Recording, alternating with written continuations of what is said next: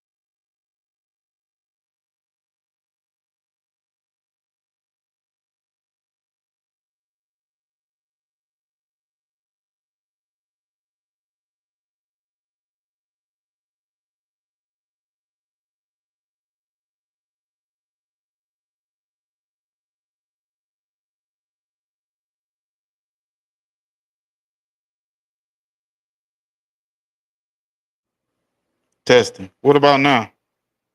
No. Hold on. Let me try something. Let me put my headset on. See what the fuck. Testing. What about now? Okay. Hold on. Let me put my headset on. See what the fuck. I know what's up now. Testing. What about now? Okay. Hold on. Let me put my headset on. See what the fuck. I know what's up now. Testing. What about now? Can y'all hear me now? Okay, I know. Damn phone. Bluetooth to damn. What up, everybody? Yeah, damn, man. My bad, y'all. We good? Am I good? Am I good? All right. Damn. Now phone be Bluetooth and shit, man. Damn. Let me get this shit straight. So it won't do it again.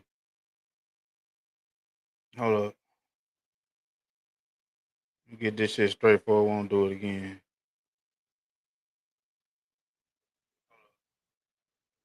We Gucci now.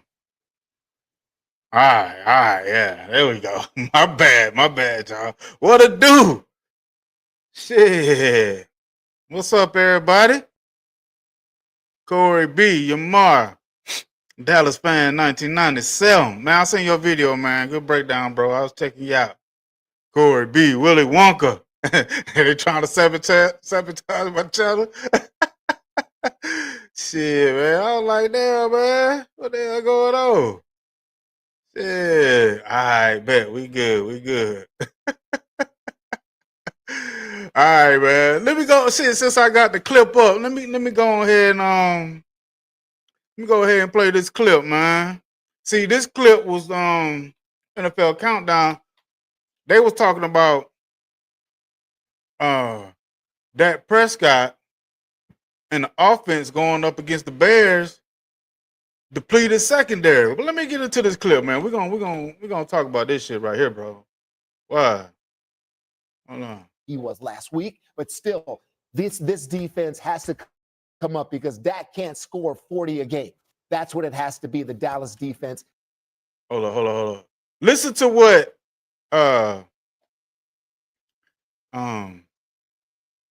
up, y'all. My bad. That shit done got me all fucked up, combobulated.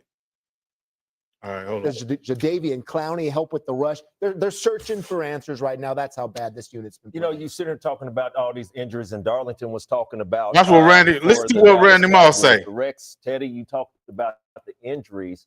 On the other side, I'm looking at for the Chicago Bears. If I'm sitting up here walking into the locker room and I'm looking at the injury report, and you said both of their starting cornerbacks are, and then they have a possible third cornerback out. You talking about this defense covering George Pickens and CeeDee Lamb the way that Dak Prescott is around here throwing his football? If there's anything to watch in this game, I want you to watch in the red zone because that's where Dak Prescott in the passing game has been feasted. Last week, say y'all, this was before we played the Bears. You know what I'm saying? Actually, they was talking about this after the Giants game going into that game versus the Bears. And even Randy Moss was saying how depleted the Bears secondary was. And but this guy didn't do shit to that secondary. He was able to find George Pickens right there on the front pylon. But as you can see right here, just being able to put the ball in George Pickens' hand. And I just talked about the way that this man is delivering the ball. We don't even have CeeDee Lamb in the highlights yet, but 3 cornerbacks down for the Chicago Bears. Man, you talking about a fantasy nightmare. I look for a big day coming out of the Dallas with Dak Prescott throwing that football. Y'all hear that shit? See, this is what they were saying before the Bears game, but I was saying the same thing too. With that depleted secondary for the Bears, Dak should have been eating that secondary up. But yeah, all I've been hearing since Monday and today, it's been all on the defense. Y'all know how I get down, man. I don't let nothing slide with this guy, bro. I don't let nothing slide with this guy. Yamar, put in Joe Dallas. Dallas fan 1997. That can't even pad his stats. Now, nah, he got benched. $60 million quarterback got benched. Jalen Hurts was down by 3 scores. He didn't get benched. Dak Delusional. I'm here. What's up, Dak Delusional? Corey B. What it do? What it do? What it do? Yamar, what's going on? We got it. Okay, yeah, I'm good now. I see everybody. Yeah, we good now. Willy Wonka. Give us that word, JB. Yes, sir. Danny Savage, the draft guru. What's up, Danny? Dak sucks. 60 million a year joke. Yeah, man. Come on. 805 Vaughn. It's true. Their best corner was out. Yeah, their number one. Their star linebacker was out. They had another cornerback that was out too, bro. See, this is my thing, man. This is my thing. Like I said, don't believe the hype. I made like 2 videos. We're live about it. I know, and as we all knew, and I know Danny Savage Guru know this, we know our defense wasn't shit. We know our secondary. I want to say our defense wasn't shit, but our secondary, our corners and our safeties, we knew coming into before the first game, we knew they was all suspect. Hell, we drafted a quarterback who was hurt. So we knew our defense was suspect. Everybody was basically saying that since Dak got them 2 YNs, that the offense was our strongest suit on the team. It was our offense. It was the $60 million quarterback-led offense that was supposed to carry this team, bro. Now, how the fuck does Caleb Williams go up against a beat-up secondary that we have?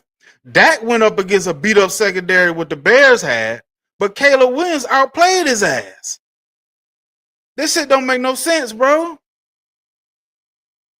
Danny Savage, how many teams won Sunday with the backup QB?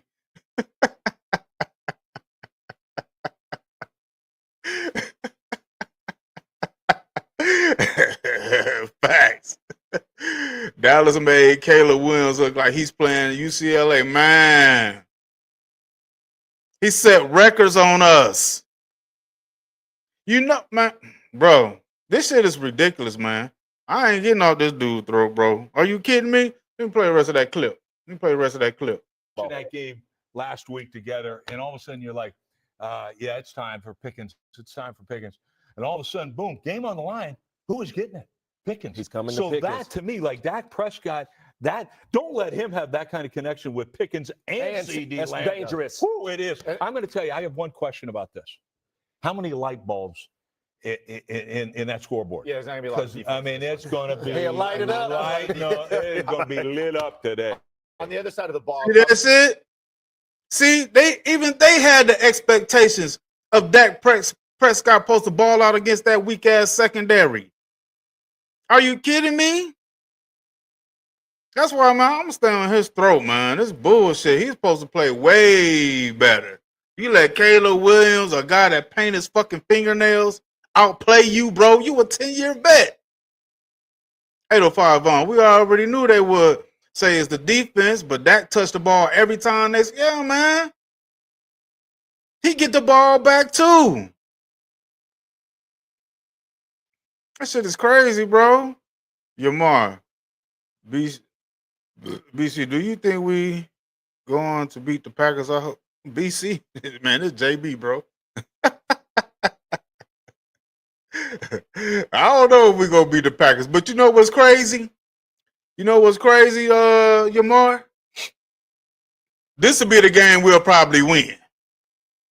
Ain't nobody counting us in to be hungry. I mean, everybody counting us out.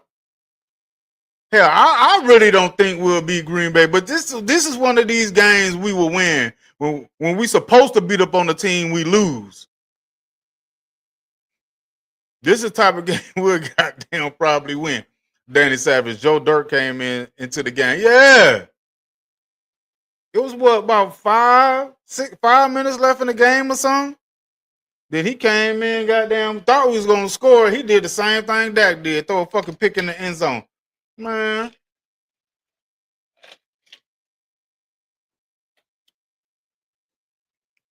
Evil Biscuit. Hello, JB. What up, Evil Biscuit? Appreciate y'all for coming through, man. You might, JB, I hope we beat the Packers this week, but I doubt it. I would be shocked if we beat the Packers. In a sense, I don't think we will, but at the same time, like I was saying, this be one of them games we down win, but it's gonna be bro. What's crazy is too though, they're saying we don't have a chance since CD is out, but I'm like, hold up. Hold up. Okay, so you telling me Jerry Jones went and got Pickens, and this supposed to be the number one wide receiver duo in the league. Okay, so CD went down. All right, so now we got another number one, according to CD Lamb too. He said we got 2 number one. So since he gonna be down, but I heard something today. He talking about he might be able to play Sunday night, but we gonna see. Because right now they got him out 3 to 4 weeks, but he talking about he could play Sunday night, but we gonna see. But my point is, Dak still has weapons. He got Pickens, he got Tolbert, he got Turpin, he got Flournoy, he got Javonte Williams, he got Ferguson. So he still got weapons. And that's the thing. He still had weapons in that game. This is 2 games now out of the 3 games we played. This guy hasn't put up no points in the second half. He hasn't put up no points in the second half. Are you fucking kidding me? Danny Savage. All 3 levels of our defense suck. Man, pretty much, yeah. Pretty much. Only thing I can say, Danny, our interior D is playing. They not playing like excellent and shit. But the thing is, they playing better than the linebackers, the quarters, the safeties, the ends. Our interior, I got to give them some credit, goddamn. Ain't nobody went over 100. Ain't no running back went over 100 yards versus us. So I could give them that credit. You want to read my comment? Which one? I just did, bro. I read that one right there.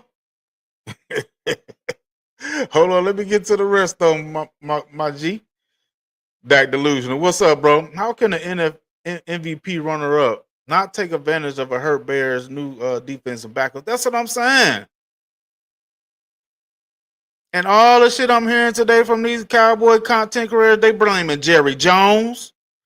They mad that Micah not here, talking about Micah would have did something. Bro, Micah didn't do that last year, bro. Look, at this time last year, we was 1-2 last year? Just like we are now. Micah didn't win no game changer that we was 3-0. We won 3-0 with Micah last season. We was at the same time with Micah, bro.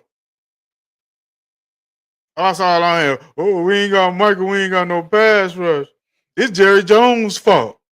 It's Jerry Jones. How is it Jerry Jones' fault? They mad that he traded away Micah. They blaming Jerry for everything, man. Miss Meyer, 2018. Yeah, what's up, cuz? Appreciate you for stopping through. Yeah. Corey B, what's up? Caleb Williams put up 31, Dak 14 against that worst second. Yeah. That's why, man, I'm gonna stay on this guy's throat, bro. I'm telling you, man. There's no way he should only have put up 14 points in that game, man, against that defense. He's a 10-year vet. 10-year fucking vet. Evil Biscuit. That can't be covered too. That's all you need to play on. Yeah. The tape showing it. These defensive coordinators, they getting a game plan on this guy. They see where his limitations are. This guy never throw the ball away, bro. It just seemed like he trying to stat pad, you know what I'm saying? So he don't have a bad completion percentage or some shit. Stop taking sacks, bro. Throw the ball out of bounds, man. What the fuck?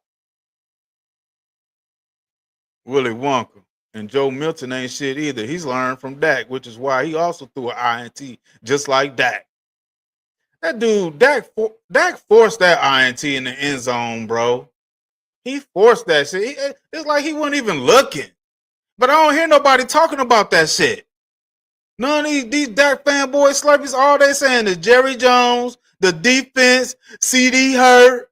They panicking now. Oh, they panicking that CD is hurt. Why are they panicking that CD is hurt? Can't this $60 million second team all pro run up the MVP ball with the weapons he has? Why is everything so dependent on if he got CD or not?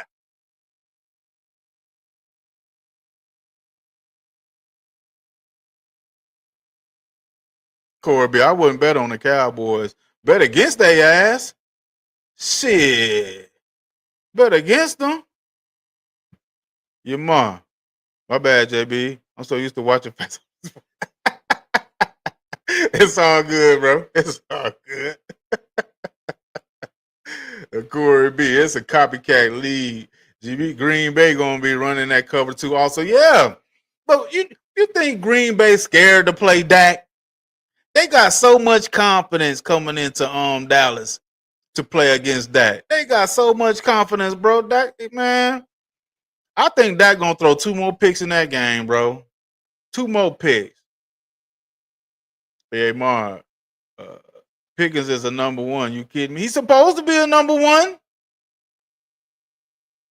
This dude got 2 number 1s and can't score. Well, CD went out in this game, but he still, when he had CD, he ain't put up no points in the second half against the Eagles. He ain't put up no points in the second half against the Bears. And he supposed to be better than those. He supposed to be better than Jalen Hurts. Hell, he supposed to be better than Caleb Williams. Willie Wonka. If the Giants can bench Russell Wilson and Dak is still starting, yeah, that's crazy work, bro. I heard about that shit today, man. I'm like, goddamn. They benched this guy in the game, but he's still gonna be the starter next week. I think they were able. Hey, Willie Wonka. I think the Giants were able to bench Russell Wilson is because they had Jackson Dart, who they drafted, coming up, and they say, "Fuck it, if we can't get it out of with Russell, because watch how Caleb Williams play." I don't know who the Bears play next week, but I bet you Caleb Williams do not have the same game he had against us. Evil Biscuit. To beat the Packers, all you need to do is run the damn ball at Micah, no matter what he at on where he at on defense. Facts. Just run the ball straight at his ass. And they're gonna find out how he can't set the edge and stop the run. Dak delusional. The offense is so simple because one read Dak, every defense know what's coming. Yeah. And that's why the offense looks so stagnant. Everything looks so hard, don't it? Don't it look so hard, Dak delusional? Don't his play? I was saying this shit yesterday. He looked like a robot. Everything is so mechanical. It's so hard. It's not fluid. But these other content creators or these Dak fanboy slurpees can't even see this guy's limitations playing the quarterback position. Come on, you damn right. We have a chance to beat the Packers. Not.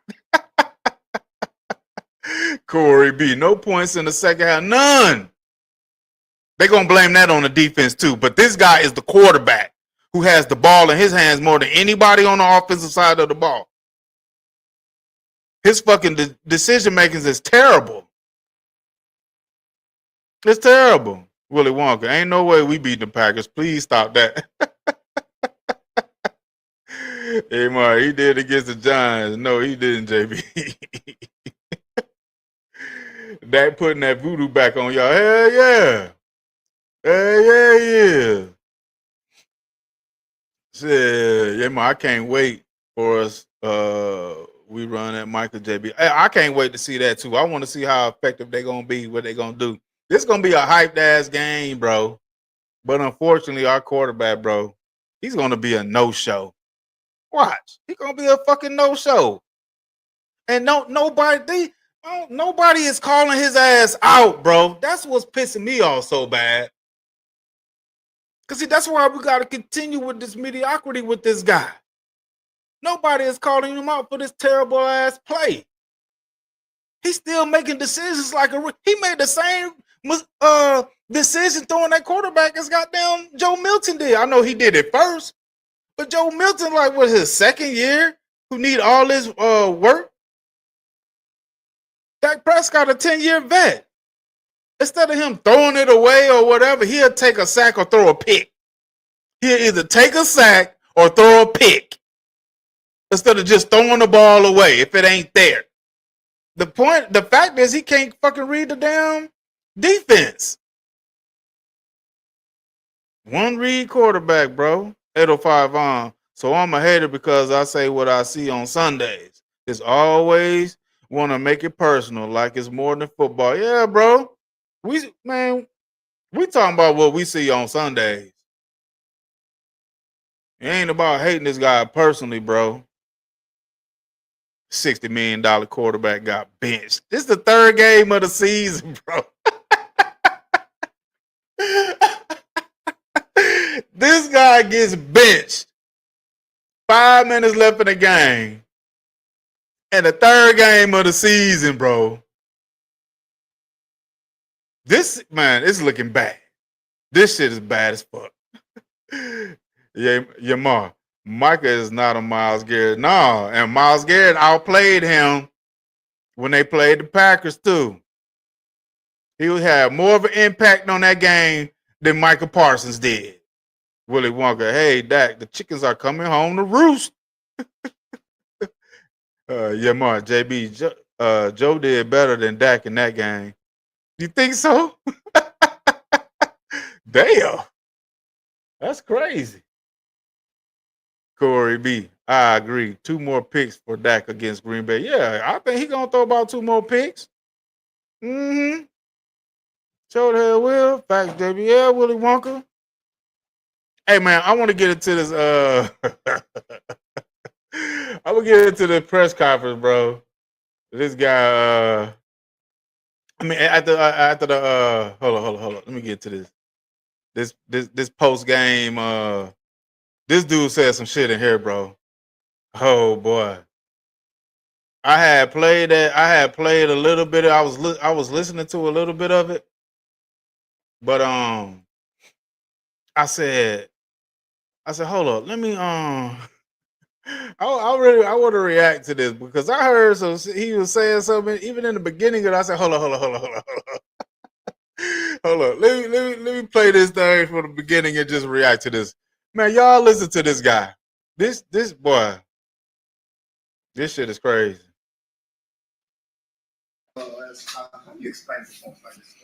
It's hard to right now, honestly. I've got to go look at it from the offensive standpoint. I know scoring 14 points is never going to be okay.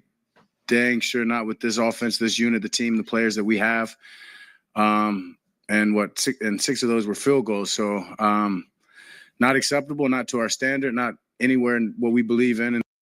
Now, y'all remember when Schottenheimer and Dak was saying, oh, we was vanilla in preseason, but wait till the regular season come, our offense is going to be exciting. That's what he said. That's what this guy said.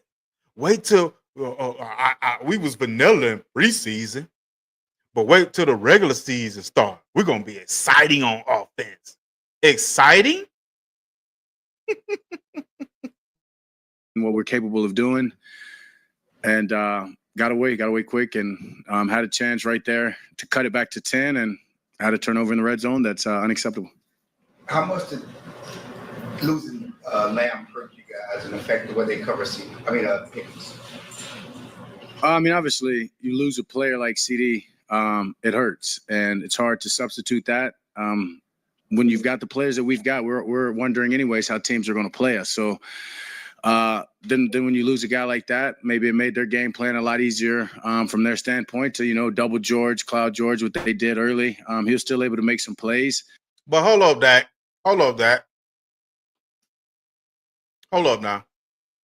Just because you lose CD, that shouldn't change how you play the game of football as the quarterback. You still got weapons, bro.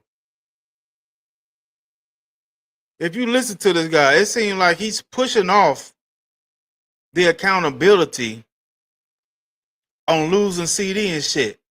So this guy need number ones all the time. Can't nobody get hurt. We can't have no fucking injuries. He got to have number ones across the board on offensive line, defensive line. Everybody. The defense got to pitch shutouts. But all his wide receivers got to be number ones. And the backups to everybody on every position got to be ones, bro, for this dude just to win a game. And nobody talking about his poor-ass quarterback play.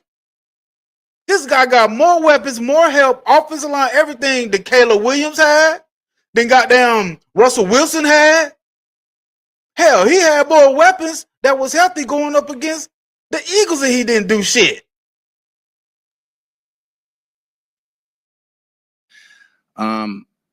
But yeah, I mean, you can't. It's tough. It's tough to win a game. You lose a player like CD for sure. Dak, Patrick Walker, DallasCowboys.com. What has to be the message coming off of a game like this where you feel as if you weren't sufficient in either of the main categories against this team? Yeah, I mean, everybody individually has got to be accountable, got to look at themselves in the mirror, ask what can they do and what can I do better throughout the week. And in my preparation to make sure that we come out here and we play better from the beginning and we start faster. We've got to go out. This the same shit he be saying, y'all. That's the same shit he be every time, bro. Every year he say the same shit after we lose games, bro. This shit is repetitive with this guy. His game doesn't change. He doesn't uplift his game. He come to the goddamn interviews and a press conference saying the same old shit every fucking time, bro. This is the same shit we get from him every year. Out there and score and not give field goals. I mean, Aubrey's a hell of a kicker and he's a great asset for us, but we can't lean on him. We can't get down in the red zone and say, oh yeah, we got a field goal, we're fine. No, we've got to go get points. We've got to go get 7 points and cash in. And so everybody's just got to look at themselves and say, where can I get better and where can I help this team individually? And then if we all He killing me with this shit talking about where can we get better. But damn, Dak, what y'all talking about the offense? Y'all, you got the 2 YNs. You and Shotty was talking about how exciting this offense is going to be. What do you mean we got to get better? We could have got better if y'all play some fucking preseason games so y'all can get in the rhythm. So Shotty can get in some live in-game coaching, some in-game adjustments, building rapport with play calling with you and Shotty. But nah, y'all too good to play preseason. You too good to play preseason. Man, get the fuck out of here. do that collectively, we should put ourselves in a better position than we did today. And given that their secondary. Excuse me. Hold on a second. Nick's next. Thank you. Nick Egan, DallasCowboys.com. Ferguson had 14 targets, 13 catches. Was that what Chicago was kind of given, or is that sort of a game plan to go in and try to get him the ball? No, it's definitely what they were given. We're never mad if Ferg's going to have that many targets. Obviously, we'd want to win the game. But when you've got guys like George and CD out there, we're expecting them to, give us cloud, to double those guys on the outside, and it's going to take Ferg winning inside. And he did that for the most part. We just weren't able to catch. Nah, your ass was just dinking and dunking the whole game. That's why Ferg had, 13 receptions? He ain't even bust 100 yards, though. Because as soon as you throw it to him, he getting tackled. 13 receptions, 80-something yards, no touchdowns. Dude didn't have no yak. You throwing to the tight end 4 yards down the field. That's the problem with Dak Prescott, bro. He doesn't challenge the defense deep enough. I don't care what y'all say, man. We not going to do shit with this quarterback, and he's the fucking problem. He's the problem. God damn it. We weren't able to score touchdowns, and they were on the other side. Do you understand the decision at the end to put in Joe? Or I mean, you told us before you want every rep. Yeah, for sure. I mean, obviously, I want every rep. Never happy about getting pulled out, but, you've got to be realistic and professional, understanding that where the game was. I had a chance right there, as I said, to go score in the red zone, and we didn't. And at that point, it was, 3-score game? Yeah, dude. You know why we didn't score? Because you threw an interception in the end zone, bro. This was on you. That's why we couldn't score. That's why we can't score no points in 2 games. And in 2 games in the second half, you put up 0. 0. With 2 minutes left. And it's a young season. As hard-headed as I am, and I want to get out there and get every rep, those guys are teeing off in the rush, right? And I want to stay healthy and want to be healthy, and I'm sure that was a big part of that decision there. Your ass was scared. So, yeah, I understood it. Okay. Just given. Your ass was scared, bro. This is the Dak fanboy Slurpees king right here. This guy right here. Oh, shit. We're in trouble, y'all. Corey B. Dak is so predictable and limited. I bet you Dak tries to throw deep against Green Bay, since everyone knows he didn't against the Bears. 2 INTs for sure. For sure. Evil Biscuit. I'm going to say 3 picks for Dak in the Packers game. Damn, 3 picks. Shit. 805 bomb. As soon as Chase Daniel said that shit about Dak, his play falls apart, because when there's expectations or pressure, he sinks. He shrinks. Facts. Facts. Somebody need to call Chase Daniels' ass out. Acho, Troy Aikman, and goddamn Ryan Clark. Shit. Yeah, Mark, JB, Dak is so inconsistent, you don't know what to get out of him. That's right, man. We don't know what he's going to get from this guy. And that's the problem. He's consistently inconsistent. Shit. Yeah, Mark, JB is so inconsistent. Yeah. Shit. Willie Wonka, we have a backup QB at $60 million, highest paid contract in history in the NFL. A journeyman. We paying a journeyman $60 million per. Evil Biscuit. If I own the Cowboys, I would bench Dak's sorry ass. And when the season was over, I would cut Dak ass. I wouldn't give a fuck about the dead Cowboys. That's where I'm at, Evil Biscuit. That's where I'm at. I think he should get benched right now. He's playing the same way he played last year before he got hurt. 4-7 in the last 11 games, man. Yeah, Mark, JB shouty disrespected Micah. He said, who is coming to Dallas? Oh, for real? What? See, now Shouty starting to talk shit. They still talking shit, man, and they ain't accomplished nothing, man. This Dallas Cowboy defense, boy, mentally, man, we soft as fuck. We soft mentally and physically because the Bears bullied us. Man, they played bully ball versus us. That's why we have so many goddamn injuries. They was out there hitting. Evil Biscuit. Dak said the same old shit every time he loses. Facts. Corey B, 1 TD the whole game and 2 field goals, one of which was a 53-yard field goal. Dak did nothing. As usual. He don't do shit to impact the games. Game are Dink and Duck. Hey, Dink and Duck, how are you, man? You good? He talk about Dak delusion. Willy Wonka. Jerry sold his soul to the devil, and the devil have came into fruition in the name of Dak Prescott. Corey B, 13 receptions, not even 100 yards. So that's what I'm saying, Corey B. The dude had 13 receptions, didn't even have 100 yards. But if you look at his Dak completion, hold on, let me bring that shit up real quick. Hold up. See? Yeah, right here. See? No, let me bring him up full screen so y'all can check that out. I'm gonna take that shit off there. Hold up. See, look at this guy. See, he number one in completion percentage.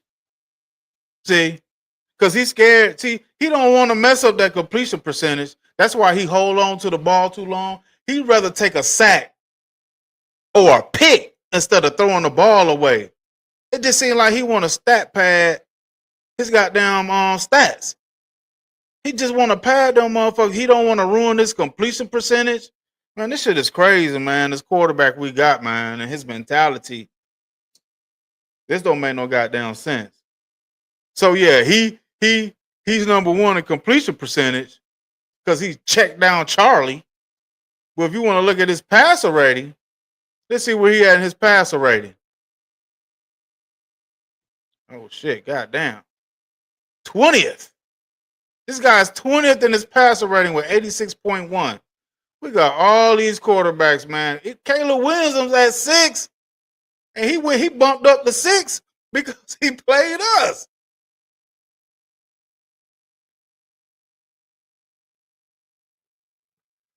Damn, Mac Jones. Sam Darnold. Daniel Jones. Daniel Jones is outplaying Dak Prescott right now, bro. Daniel Jones is outplaying this guy. Let's look at QBR real quick. Let's see where he at with QBR. 14th.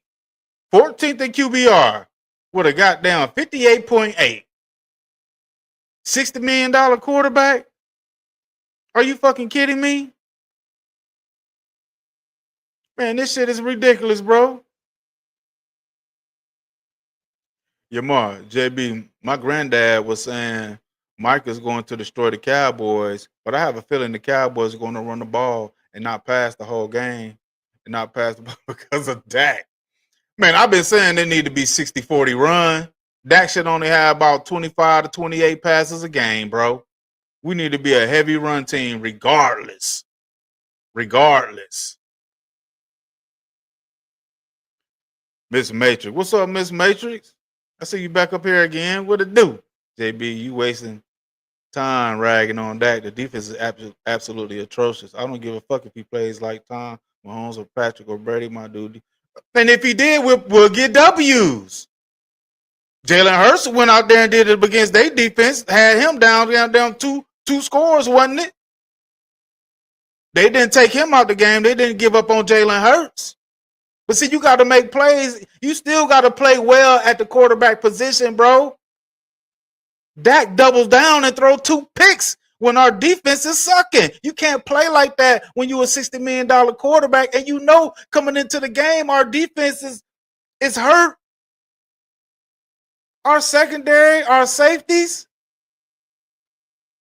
You can't make mistakes when you know the offense is supposed to be the strength of the team. That's led by Dak Prescott. Come on, man. Evil Biscuit. Dak is the antichrist of football and has doomed the Cowboys. Willy Wonka. Dak is a dumb retard. Bro. Yamar, hey. He was scared to get out of the pocket. He won't get out. He won't extend plays with his legs. The man won't even just throw the ball away when it's not there. Like, come on, man. That's why the offensive line taking sacks. And the offensive line always taking the heat for Dak. The offensive line wasn't playing terrible. But because of Dak and his lack of his incompetence at the quarterback position. That's what's hurting us. That's what hurt the offensive line. Willy Wonka, that gets paid to talk bullshit at the podium. Cause that's all he do. Say the same shit every damn time. Willy Wonka, we are tired of your bullshit, Dak.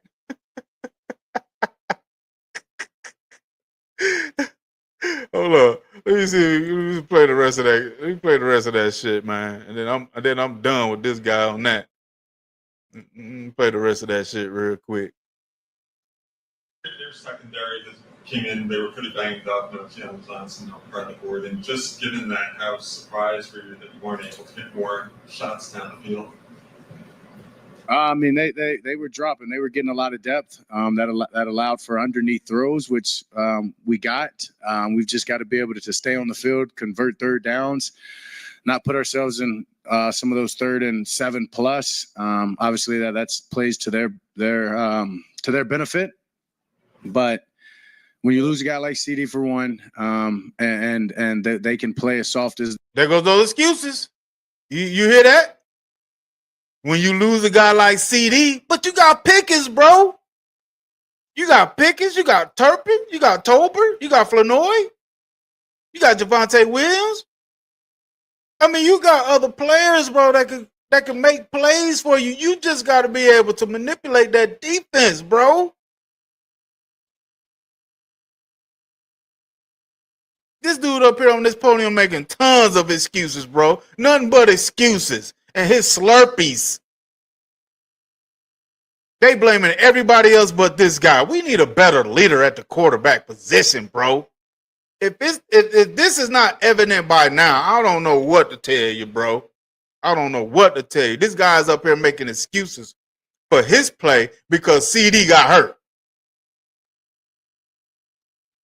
Because CD got hurt, we can't do nothing on offense now, bro. they want because, just keeping everything in front of them, it's always going to be tough. Calvin Watkins, also considering what happened last week, a lot of points, and those things are different, obviously. Also, surprised that even without seeing that, we couldn't get going offensively. Yeah, I was definitely surprised. As I said, we got to go down there and cash in the red zone. Penalties right there, false starts, things like that. Hurt us, pushed us back there.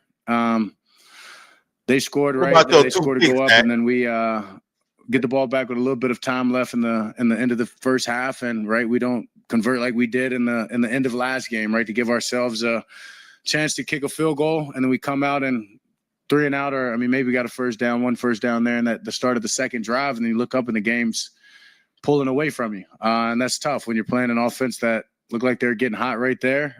They've got playmakers and they're making plays, and we weren't able to get them off the field. It's tough as a unit. It's tough to play complementary football together, and it's just tough. It's tough when you've got to be one-dimensional on offense. I apologize if you were asked this earlier, but on the fumble, did you think that it was clean? I don't know if he got both feet in. I honestly, I was so far behind the play. I was sticking a finger up thinking that it was a big play and then wasn't even sure of what happened. And honestly, still haven't. I haven't seen the play necessarily. I don't even know how it went down. I have no idea.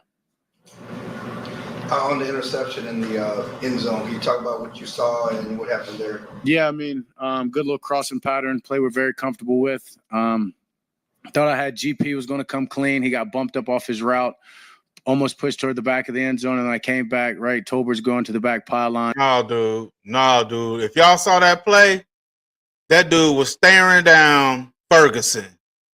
He was staring down Ferguson. His first read, they took it away. He panicked. And then tried to throw the ball to goddamn Pickens when he had 2 defenders over there right by him. He didn't even look. His first read was to Ferguson. They took it from me, so he panicked and threw the fucking interception. That's what he did. That's what the fuck he did. Had a guy in my face, didn't step into it, threw it well short, and probably one of the easiest interceptions of that guy's career. Just got to step into that. And on 4th down, it's a throw that I probably would try, like normally you're making over the top, and I was not trying to throw it out the back of the end zone and left it way short, and easy interception. You Is weren't it trying to throw it out the back of the end zone. Stop lying, dude. You was not trying to throw it out the back of the end zone. You were still trying to damn make a play that wasn't there. A 10-year vet. Second team All-Pro. Top 5 elite. Runner up the MVP. And you making damn mistakes like a fucking rookie. And we supposed to win a Super Bowl with this guy, Troy Aikman? Ain't that what you said, Troy? You believe Dak could win more Super Bowls than you and Roger Staubach put together? Dak Prescott?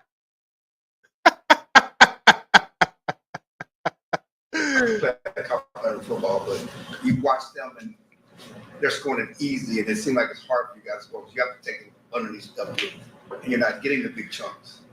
I wouldn't say anything in this game's demoralizing. It's hard. It's frustrating. But I love that. What? That's what life's about. Is adversity, fighting back, being, not being in the best position and trusting yourself and trusting others around you. And I think just as a team, we've got to be better in that position. We've got to be better when things get hard. I'm not going to get overwhelmed that, it doesn't seem like we can stop them. I believe in our offense, and I don't think people can stop us. And whoa, I think you can even go back and look in these. Did you hear that shit? Oh, I got to go. Hold on. I had to go back. He said our offense is unstoppable. Our offense is unstoppable, Dak. And in 2 games, you didn't put up a point in a whole second half. 30 minutes in 2 games, you didn't drive down the field, get a field goal, nothing. We get 0 points in 2 games in the second half, and you talking about our offense is unstoppable.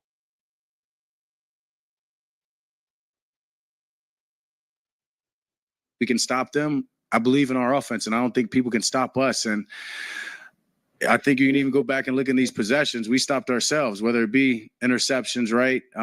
Whether off the hands or my interception late or the fumble early. I don't know if they've done a lot to stop us, honestly, and that's what's frustrating. It's not looking at the other side and being down. They're not getting stops. It's more of we're biting ourselves and we're kicking ourselves, and that's the reason that we're not converting to touchdowns. It's the reason that we're not getting first downs, and so it's got to start there. And that's why I said everybody's got to look in the mirror and say, how can I be better? Because I know we're capable of scoring, and if we've got to score like it is last week, we're going to do that. I don't get to play defense, and that's not how this game works. And the guys on offense don't. We've got to play offense to the best of our ability, regardless. So you don't play defense, Dak. Dude, we understand that. It's your job on the offense to put up points. Man, this guy throwing the defense under the bus. He throwing CD under the bus because he got hurt. All these excuses he making for his poor play. I haven't heard him say once, it's on me. It's on me. It's on me why our offense can't put up points in the second half of 2 games. It's on me. I'm the quarterback. I'm the leader of this team. I'm the leader of this offense. And if the defense ain't doing nothing, as you supposed to be the leader of the team, why you ain't over there at least talking to the defensive players? Building up their confidence. Letting them know we still in this game. We can still get this game. You know what I'm saying? This dude ain't no leader, man. Bunch of excuses with this guy. Same shit when he get up on these podiums. Alrighty, thank you. Thank you. Oh, that's it. Cool. Get his ass out of here. Shit. Get his ass out of here. Bunch of damn excuses. Corey B. at Miss Matrix. Dallas defense has nothing to do with the offense. Stop making excuses for Dak's horrible play. Dak consistently sucks. What are you watching? Dak delusional. Dak balls are so inaccurate. His receivers work harder than James Brown to catch the ball. Willy Wonka, loudest one in the room will always be the weakest one in the room. That's Dak and Jerry Jones. Facts. Facts. Evil Biscuit. Did the Cowboys ever run play action against the Bears? Nope. They ain't do no play action. I ain't see no motion. No RPO. Well, they can't run RPO with Dak's slow ass. Shit. Yeah, Mar, JB, we got faith in the duck. Not. Dak delusional. Miss Matrix. Oh, did the Cowboy defense hold Dak to 2? Good question. Dak delusional at Miss Matrix. How did Cowboy defense hold Dak to 1 touchdown? Dak delusional. Dak held the ball. The offensive line gave him 4 seconds or more. Yeah, man, that's what I'm saying. See, they want to blame it on the offensive line, but it's Dak play back there, which causes the offensive line to sometimes look like garbage. He does not get rid of the ball in time. He holds the ball too long, and he just won't get rid of it. To avoid taking a sack, if the play not there, he won't throw it away. I'm telling you, man, he want to keep that completion percentage high to try to make him look good on paper. But we all watch the game. We all see how he play. So your stats don't mean shit when we watch you play on the field. Shit. Everett Love. What's up, Everett? Dak was on the sideline laughing. Yeah, I saw that, Everett. Dak was on the sideline laughing with someone in the first half while we were down by 2 scores. I was wondering, yeah, I saw that. I recorded it again. I'm going to go back and look and see if I can find that, Everett. And if I do, I'm sure going to make a video about it. But I seen that. I tried to find it, but I didn't see it again. But I seen it live when the game was playing. This guy was over there laughing.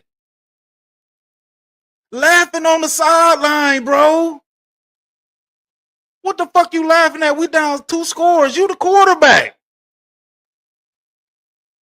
And see, Miss Matrix, this the shit we be talking about. This guy has told us, jump off the bandwagon. He said when we was playing the Falcons, we fucking suck. And it was all on him. I mean, this guy done said some shit to us as fans. Like, I don't even see how people can support this guy, some of the shit he be saying. He taking a shot at the fans. Dak delusional. Dak should just say, I can't read post-snap. He can't read pre-snap nor post-snap, Dak delusional. Neither pre nor post. He can't read neither. He can't read shit. Everett Love, other than his salary, yeah, that's about the only thing he about good at, getting goddamn stealing money. Shit. Joe Trenchina. What's up, Joe? Appreciate you for stopping through. Dak, shut up. Excuses. That's all he make, bro. That's it. Dak, dude. Notice Dak never say I, he, y'all. He don't never say he did something. What he got to do. He hearing that damn in that post game press conference I just played. He talking about what everybody else need to do. Everett Love. Steve Austin was the $6 million man, and he was the bomb. Dak is the $60 million man, and he's terrible. Terrible. Dallas fan 1997. Dak always turning it over. Always, bro. Always. But then he look at everybody else and then be wondering why we can't score with the weapons we have. Because you as the leader, as the quarterback, you won't manipulate the defense. You won't go deep for shit. I think he went deep. I don't even think he went deep. I think he threw maybe a 20-yard pass, maybe a 15-yard pass. But I'm talking about taking shots with the weapons you got. You ain't taking no shots, bro. Everything is underneath to Ferguson. Everything is underneath to Ferguson, bro. Dak delusional. Notice Dak always say, we never, excuses and blame. Yeah. Yeah. Evil Biscuit. Dak is such a liar. Dak is such a liar. Bro, that dude is a company man to his heart.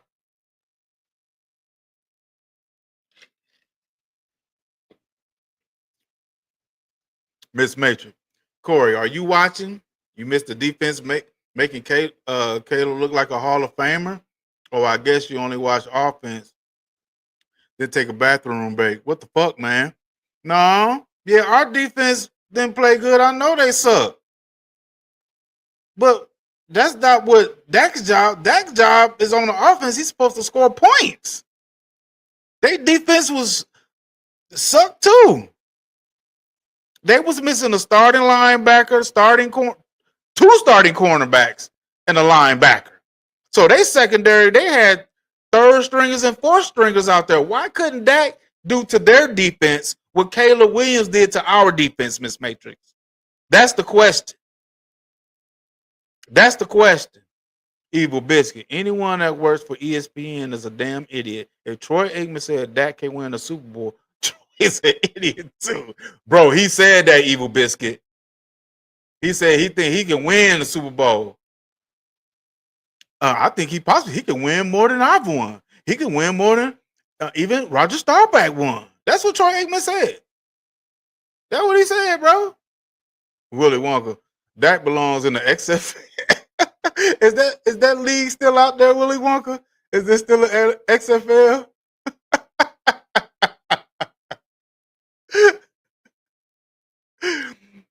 Dallas fan 1997. Dacus, Christ their Lord. Yeah. He is their Lord and Savior, bro. He sure hell is Willy Wonka. Fuck Dak and his. I don't know about that, Willie. We ain't gonna say that now. Come on now. Come on now. Fuck Dak. You know what I'm saying? Dak delusional. We're not never I. I don't know what you're saying on that one, Dak delusional. Evil Biscuit. Please, Jerry, cut Dak and take the loss. Dak is a joke. Bro. Willy Wonka. Dak is the devil in the flesh. You be killing me, Willie. Dak the demon has gotten rid of everyone who stopped believing in him. Well, I mean, sit down, Willie. You about right about that. Let me see. We lost goddamn Kelly Moore, Mike McCarthy, goddamn Scott Linehan, goddamn boy. This guy that goddamn got everybody fired, didn't he? Miss Matrix. Dak delusional. And did you not see the defense give up 30 plus 2 weeks in a row? So if he scored 2 TDs and 2 field goals, that's still only 20 points. Wouldn't have mattered. Defense is garbage. Yeah, we get it, Miss Matrix, but what about Dak's play? Chicago Bears defense was doo-doo too. The Eagles defense, when we played them, they didn't have no start. They was playing with second stringers, third stringers, and fourth stringers too. And he didn't do nothing to their defense either. And at some point, we can't be blaming everybody on the outside.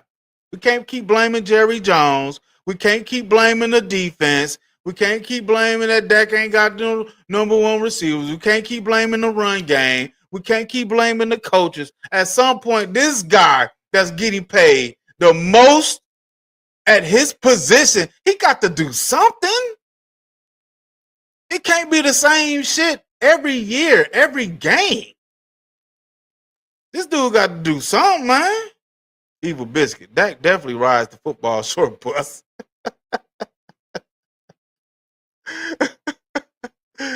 Mr. Mason, no, we wouldn't get W's, JB. So you missed Joe Burrow last season. He played better than all the other QBs, but kept taking L's. Why? Defense was horrendous.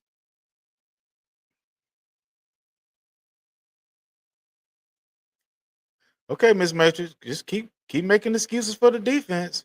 What about when the defense was good in 2021, 2022, 2023? What did Dak do when does good defense when we led the league in turnovers and sacks? Huh? When Bland was leading the league in pick sixes and Trayvon was leading the league in picks. Why didn't Dak take advantage of that time when the defense was at its best? See, Dak couldn't take advantage when our defense was at its best, and he can't take advantage now. He's the same player. Can't keep blaming shit on the defense, man. I'm sorry. That's not an excuse for me with Dak no more. I'm not. I can't do that. I'm sorry, Mr. Matrix. I can't get with you on that. Dak delusional. Dak only throws balls when he sees receivers open in the NFL. That is too late. But then they want to credit him for being the highest with tight window throws. Dak delusional. See, that's why they credit. See,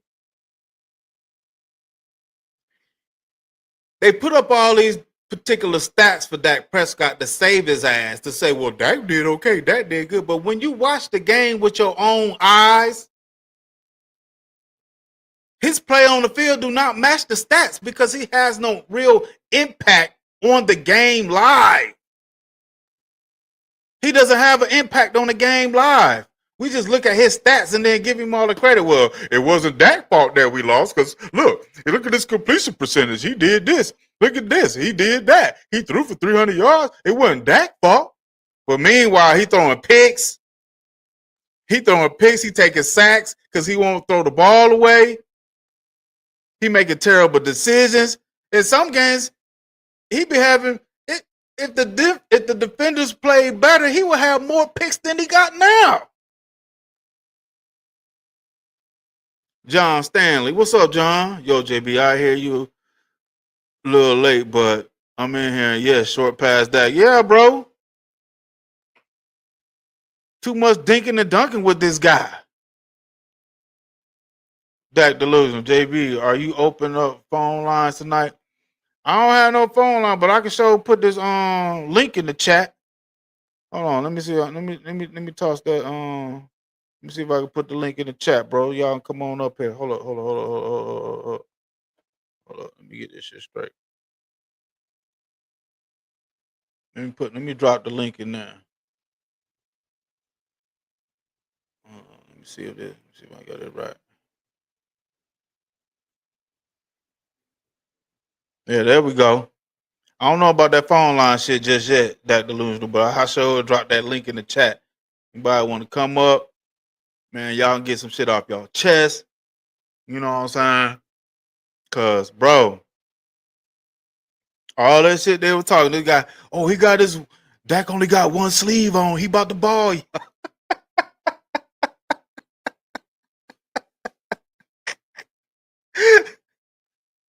This shit is hilarious, man, because I've been saying this shit all off season. I made plenty of videos, man. I'm telling you, Pickens is going to turn into Brandon Cooks. Watch. They're going to turn Pickens into Brandon Cooks. Watch. I'm telling you. He gonna be the reason why, or he gonna be the excuse why we can't do nothing. But meanwhile, all this time during the offseason, they kept saying Dak got 2 number ones. There should be no excuses for him to ball out. There shouldn't be no excuses for him to ball out. Shit. Dak delusional. What's up, bro? Hey, can you hear me? Do I got an echo when I'm in my car? So do I got an echo or anything? I'm good? I mean, you good right now. You straight. Oh, Shit. yeah. So everybody, first of all, I'm going to say, the defense was horrible. It wasn't good. True. But you going against the Bears. Third string, fourth string, third string linebacker. Dak a 10-year vet, MVP runner-up, and you couldn't take advantage of a cover 2. They played cover 2 all game. All game. And said, Sure Dak, did. He's still throwing the ball down short.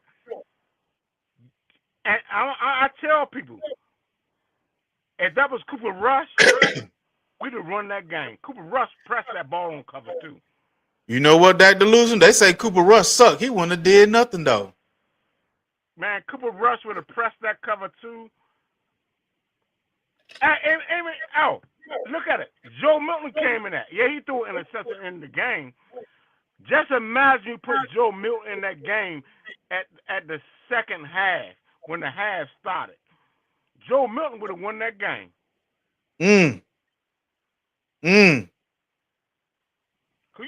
how his balls look? You see how different his balls look when he threw the ball? And he was getting out of the pocket. He was scrambling. Yep. But the thing is, but do you see how his balls look though? When he threw the ball, it looked totally different. Totally different from Dak's throws. Yeah, He yeah. get more work, man. Go ahead, Dak Delusional. No, Dak was a finished project in 2016 because Dak was about Zeke. Everything Dak do is about other people. Dak does not elevate the team. Dak doesn't do anything unless somebody else do something. Cause what we say about Dak? Oh, the offensive line got to be good. Oh, the defense ain't getting no turnovers. The defense did this, but other quarterbacks be like, "I'm gonna do this."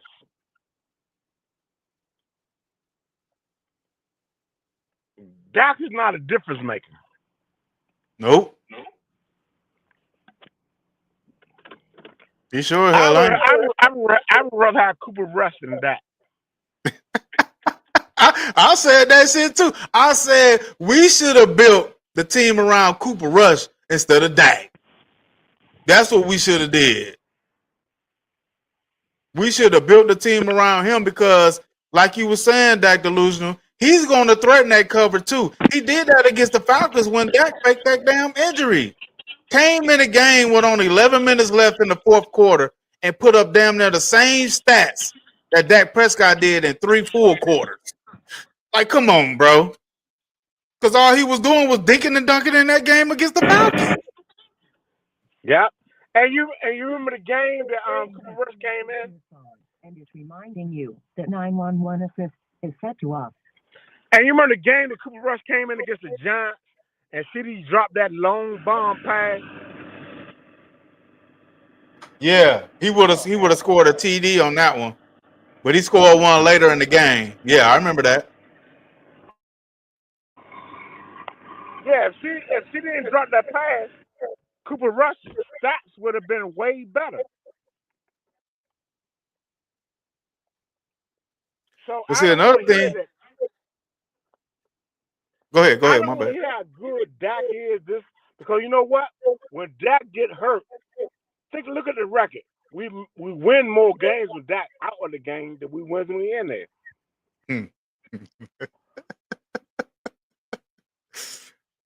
That's so true. 2020, Dak was already losing, and he was the main reason we were losing those games.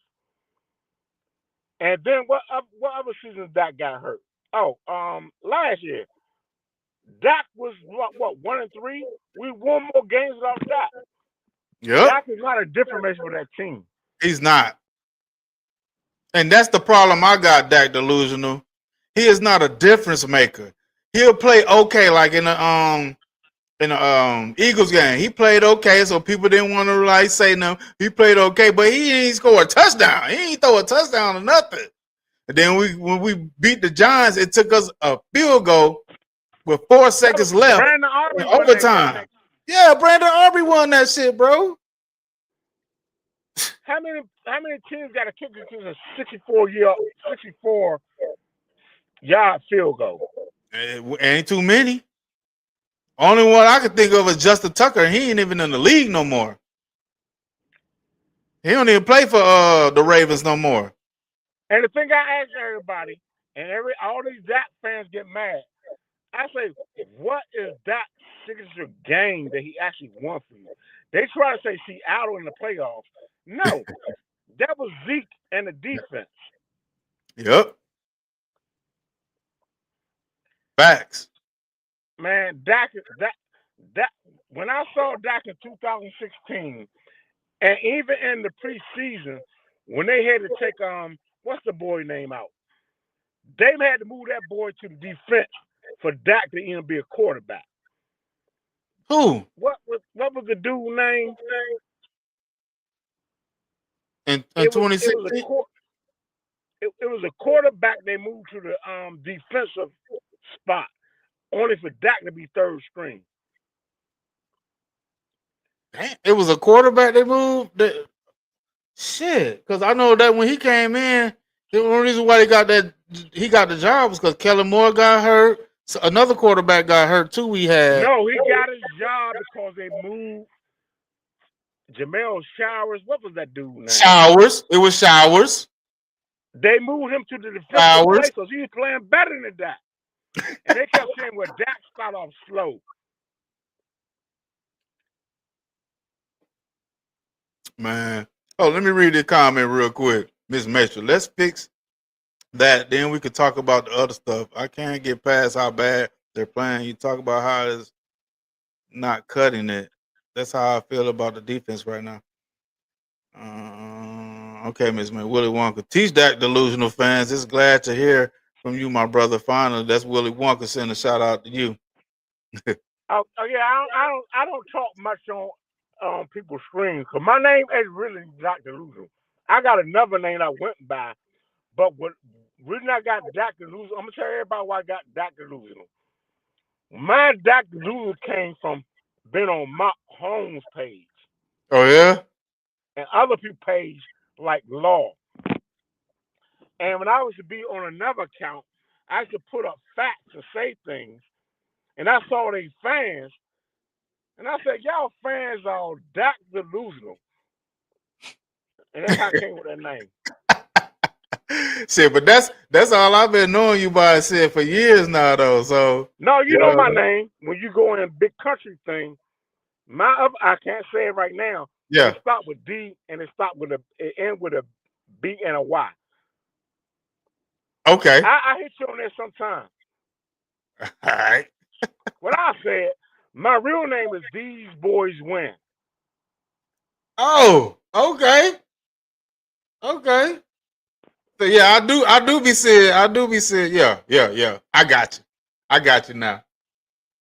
Mm-hmm. But when I went on other people's content creators stuff, they used to block me and say stuff about me. And I was like, oh, I got something for y'all. Y'all are Dr. Delusional fans. That's exactly. Because they out there making excuses for him now. Man, what they call themselves, the Justice League, or whatever the fuck. There's a group of them. Justice League and What they call the like they some damn Avengers and the Justice yeah. League. We ain't fighting no contour war. And then it's like Mark Holmes and all those people. Yeah. They were like, because I stopped talking to Mark Holmes and he was like, I asked him a question. The same one. I said, what did the defense got to do with that on offense? Mm-hmm. Don't you get the ball kicked off to him? He blocked me because he ain't had no answer. Cause they don't wanna be truthful about Dak Prescott, man. He's the one that's holding us back. They don't want to be truthful. They can't admit that this guy is just not him. Now they keep saying the defense played. Yeah, the defense did play terrible. Okay, we get it. But what about what Dak is supposed to do when he get the ball on offense? But even when the defense played good, it's still not good enough. Yeah. They held the Eagles in 2019 to 17 points. What did Dak do? He didn't do shit. Not a friend. Even Michael Parsons said it.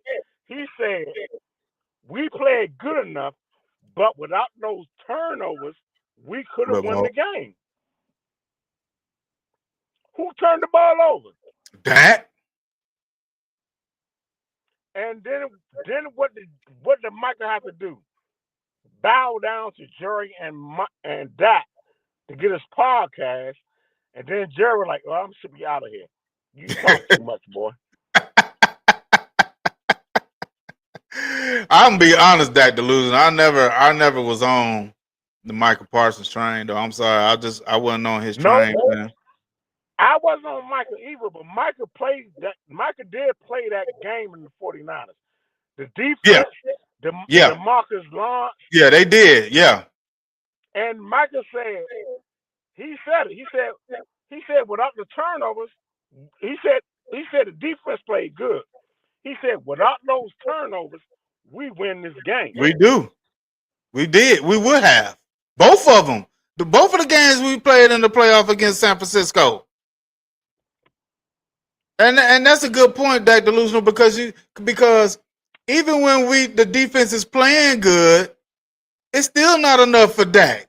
So goddamn, he hasn't always had terrible defenses. See, that's the thing. Now he got this defense. All they could do is blame it on him. But everybody knew. I won't say everybody, but a lot of people that have my viewpoint, like you were saying, others that I've listened to in training camp and everything was going on with the additions with the team and in the off season and shit. Us drafting the cornerback that was already hurt. We all was looking at the defense like, yo, we in trouble with the defense. You know what I'm saying? But our strength was the offense. But see, my thing is, I always say this, there's no owner, there's no GM that can build a team good enough for that. Because it's always going to be something else that he's going to need. If you hold a defense to 17 points, 19 excuse or something that Dak needs. Oh yeah, you sound a lot better right now. Go ahead. Yeah, it's nothing going to be good enough for Dak. If you Nope. hold a team to 17 points, like 2019, the Eagles, 17 points, that wasn't good enough. 49ers in 2022, what they hold them to, 19 points? That wasn't good enough. Nope. But people say when the defense give up 30 points, well, they gave up this. They gave up that many rushing yards. It doesn't matter what the defense do. Nothing is good enough for that. Nothing. And that's the problem. And people can't see that shit, but I'm going to keep saying that shit, bro. It's up to him to play the quarterback position regardless. And he's had... And then, I ain't mean to cut you off. No, go ahead. But then the thing everybody always say, where Dak can't stop the run. Well, the Cowboys' offense and defense was built off scoring early. That means that you got to get a lead. Yep. To help the defense out to stop the run. Exactly. If you don't get a lead, they're going to run the ball down throat. And the one thing when everybody try to say Romo Dak, when did any defense ever stack the box on Romo? Romo laughed at that crap. Yeah. Like, he'd be like, oh, hell, they 8 men in the box. There's, you got this? Terrence Williams, you got this? Jesse Holley. All right, they stack in the box. Go ahead. Nobody stacked the box on Romo. That's why they say, DeMarco Murray and what's up running backs they say? They got these yards. You know where they got those yards? Because they were scared of Tony Romo. Mm-hmm. Because they knew they couldn't stack the box. Because Romo was going to threaten you. He going to throw that bitch deep. Yeah. He going to play. You stack the box on Romo, he like looking like, for real? You trying to stop the run? And I got Dez Bryant over here on the left side. I got Terrence Rim over here on the right side. I got Cole Beasley in the slot. In the slot. I got Witten up the seam on the Y route. Man, please stop that box. Man, that's football 101. And that's why Tony Romo. So when everybody talk about Roma running backs, Roma made his running backs. Because no coach, no DC in the NFL will stack Romo box. Because he was smarter than the DC. Mm-hmm. And they would have put my bad, go ahead, finish, my bad. When Roma say kill, he killed your whole defensive scheme. Rome be like, kill, that dumb motherfucker right here. He's stacking the box. Kill. Daz, you one-on-one. Cole Beasley, slant. in the middle. You 1-on-1. Jason Witten, wide right. Terrence Williams, go to the post outside. Mhm. Kill. Go to the post. So when they say, oh, Roma had good running backs, no, he didn't. He made his running backs. And I watched that. I played it. I watched it. I saw what Romo did. So when people try to compare Romo to Dak, and Romo played in the era of after 2011, before 2011, when the quarterbacks got hit, you couldn't come through the middle. Ain't no better connection than Romo and Dez and Romo to T.O. Dak ain't got that. Nope. When Romo say, I'm going to you, T.O., I'm going to you, Dez, Dak can't do that. I'm going to you, CD. I like CD. One thing with CD that I don't know is Dak holding the back. Is CD is actually a good X receiver or wide receiver, or he's stuck in a slant because Dak can't get in the ball. Because CD, Yeah. he's not that receiver. He's not an 88 to me. He just wear the number. Because he can't beat because CD can't beat a top number one cornerback like Dez, Irvin. And I'll go back further. He can't go back to how Antonio Bryant. You know Antonio Bryant. Yeah. 88. Yeah, I remember Antonio Bryant. Yup. Before Dez. Quincy Carter and Antonio Bryant will beat any number one corner. You know, you see my jersey with Quincy Carter up there. Well, you know, 17 back there. Yeah. People always want to say, "Oh, you want to go back to Quincy Carter?" Hell yeah! Quincy Carter can run like Michael Vick. He can throw like Joe. He can throw like Josh. Man, he had an arm, bro. But people only look at his stats. They don't look at his games. And you look at the time he played, it was when DBs can actually cover. He had to throw the ball on the money. Yep. That's why he got so many interceptions. But when he had to put the ball on the money, Quincy Carter was beast. With legs and arms. He had a cannon for an arm. Sure did. He sure did. Run. The only thing messed Quincy Carter up was drugs, and when they said you won't be a cowboy no more. Yeah, that hurt him. That hurt him. Sure did. So I look at all that stuff. I don't do stats. I do stats with context and content. You can't give me some stats and say, oh, this person did this and this person got this. Give me the context. Mm-hmm. Oh, I gotta read this comment from Danny Savage. Danny Savage, Draft Guru. What's up, bro? Appreciate you being in here. Yes, sir.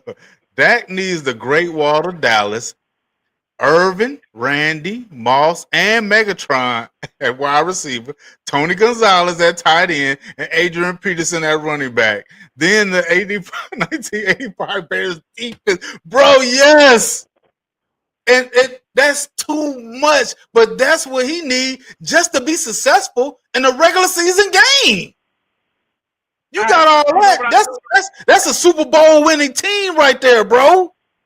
You know what I call Dak? I call Dak an overrated, glorified backup quarterback that need all pros in every position, and the backups are Hall of Famers.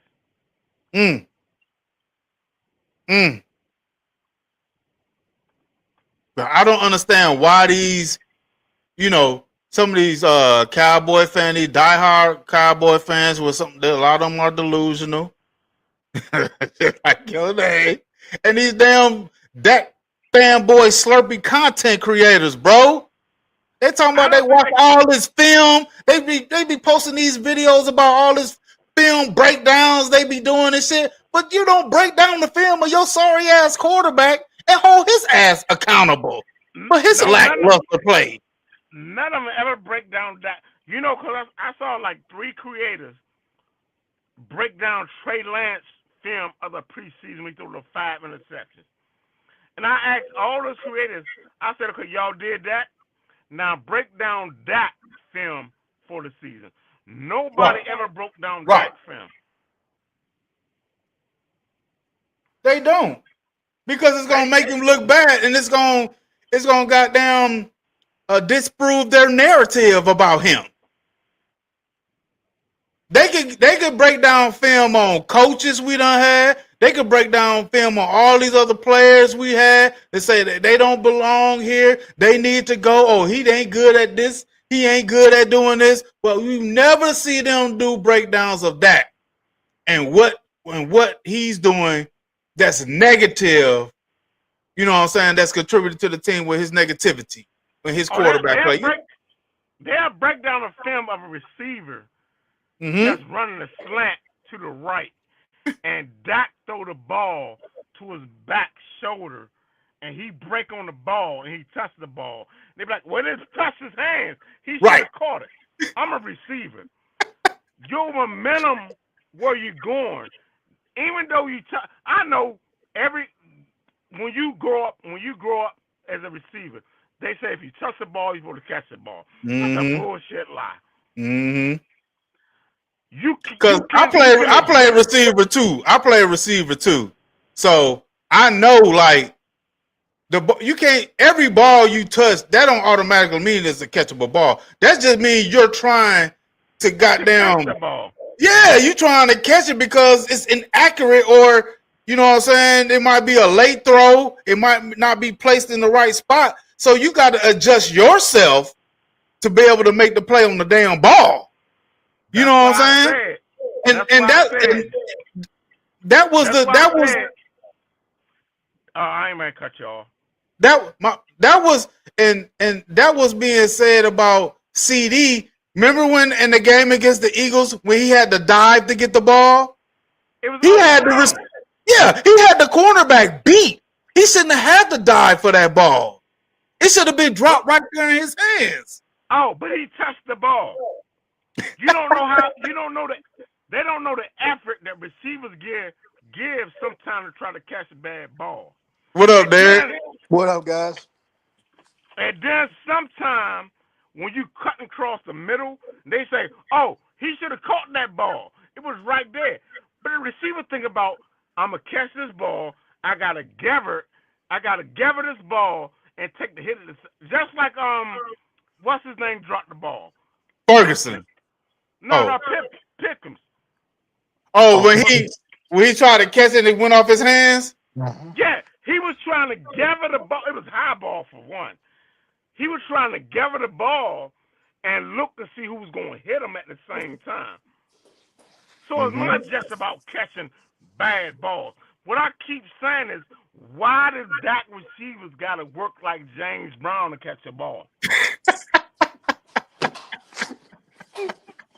Why do all the Cowboy receivers got to be the hardest working receivers in the NFL? Hey, you right, Dr. Lucian. They have to be the hardest working receivers in the league, bro, with Dak Prescott. But they blame the receivers for not. Troy Aikman blamed our receivers in that Detroit game last season. I broke down some film on that shit right there. They want to go to some film? Bro, you right, man. Dad? What up, Derek? Go ahead, man. What you got on this?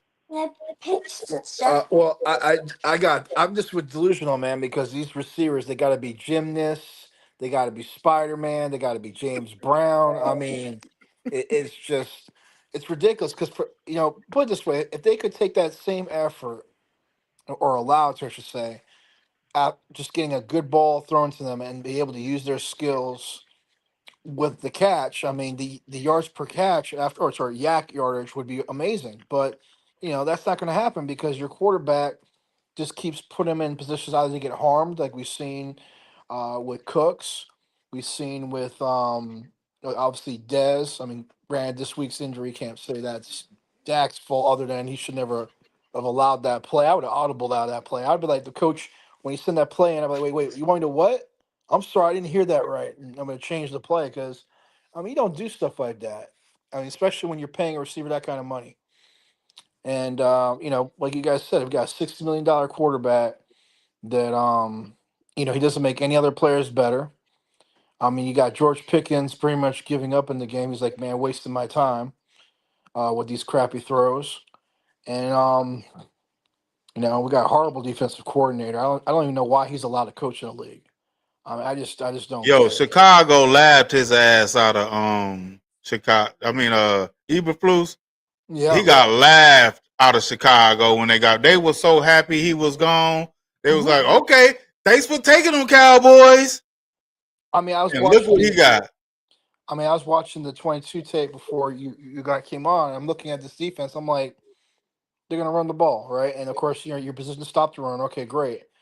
But I mean, you see these throws and these lack of coverage and players not being in the right position and then poor tackling and it's on and on.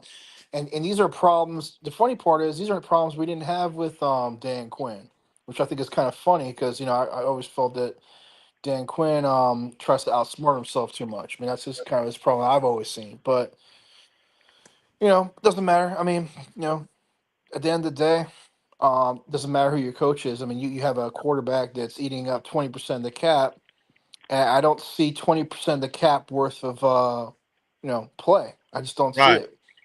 Right. He doesn't do like what Joe Burrow did last year. He's not doing what Josh Allen's doing right now. I mean, and Josh Allen, if I remember correctly, didn't he? Delusion, correct me if I'm wrong. Didn't he make a dig at Dak when he says, "Oh, what can I do with 40?" When he signed his deal, 40? Is it something like that? Is that what is that the number? Oh, I remember. Hurst did it too. Hurst told his agent, "Do not hurt my team." Yep. Just saying. I mean, you got to know your limitations. I mean, here's the funny part. Let's look at the running backs.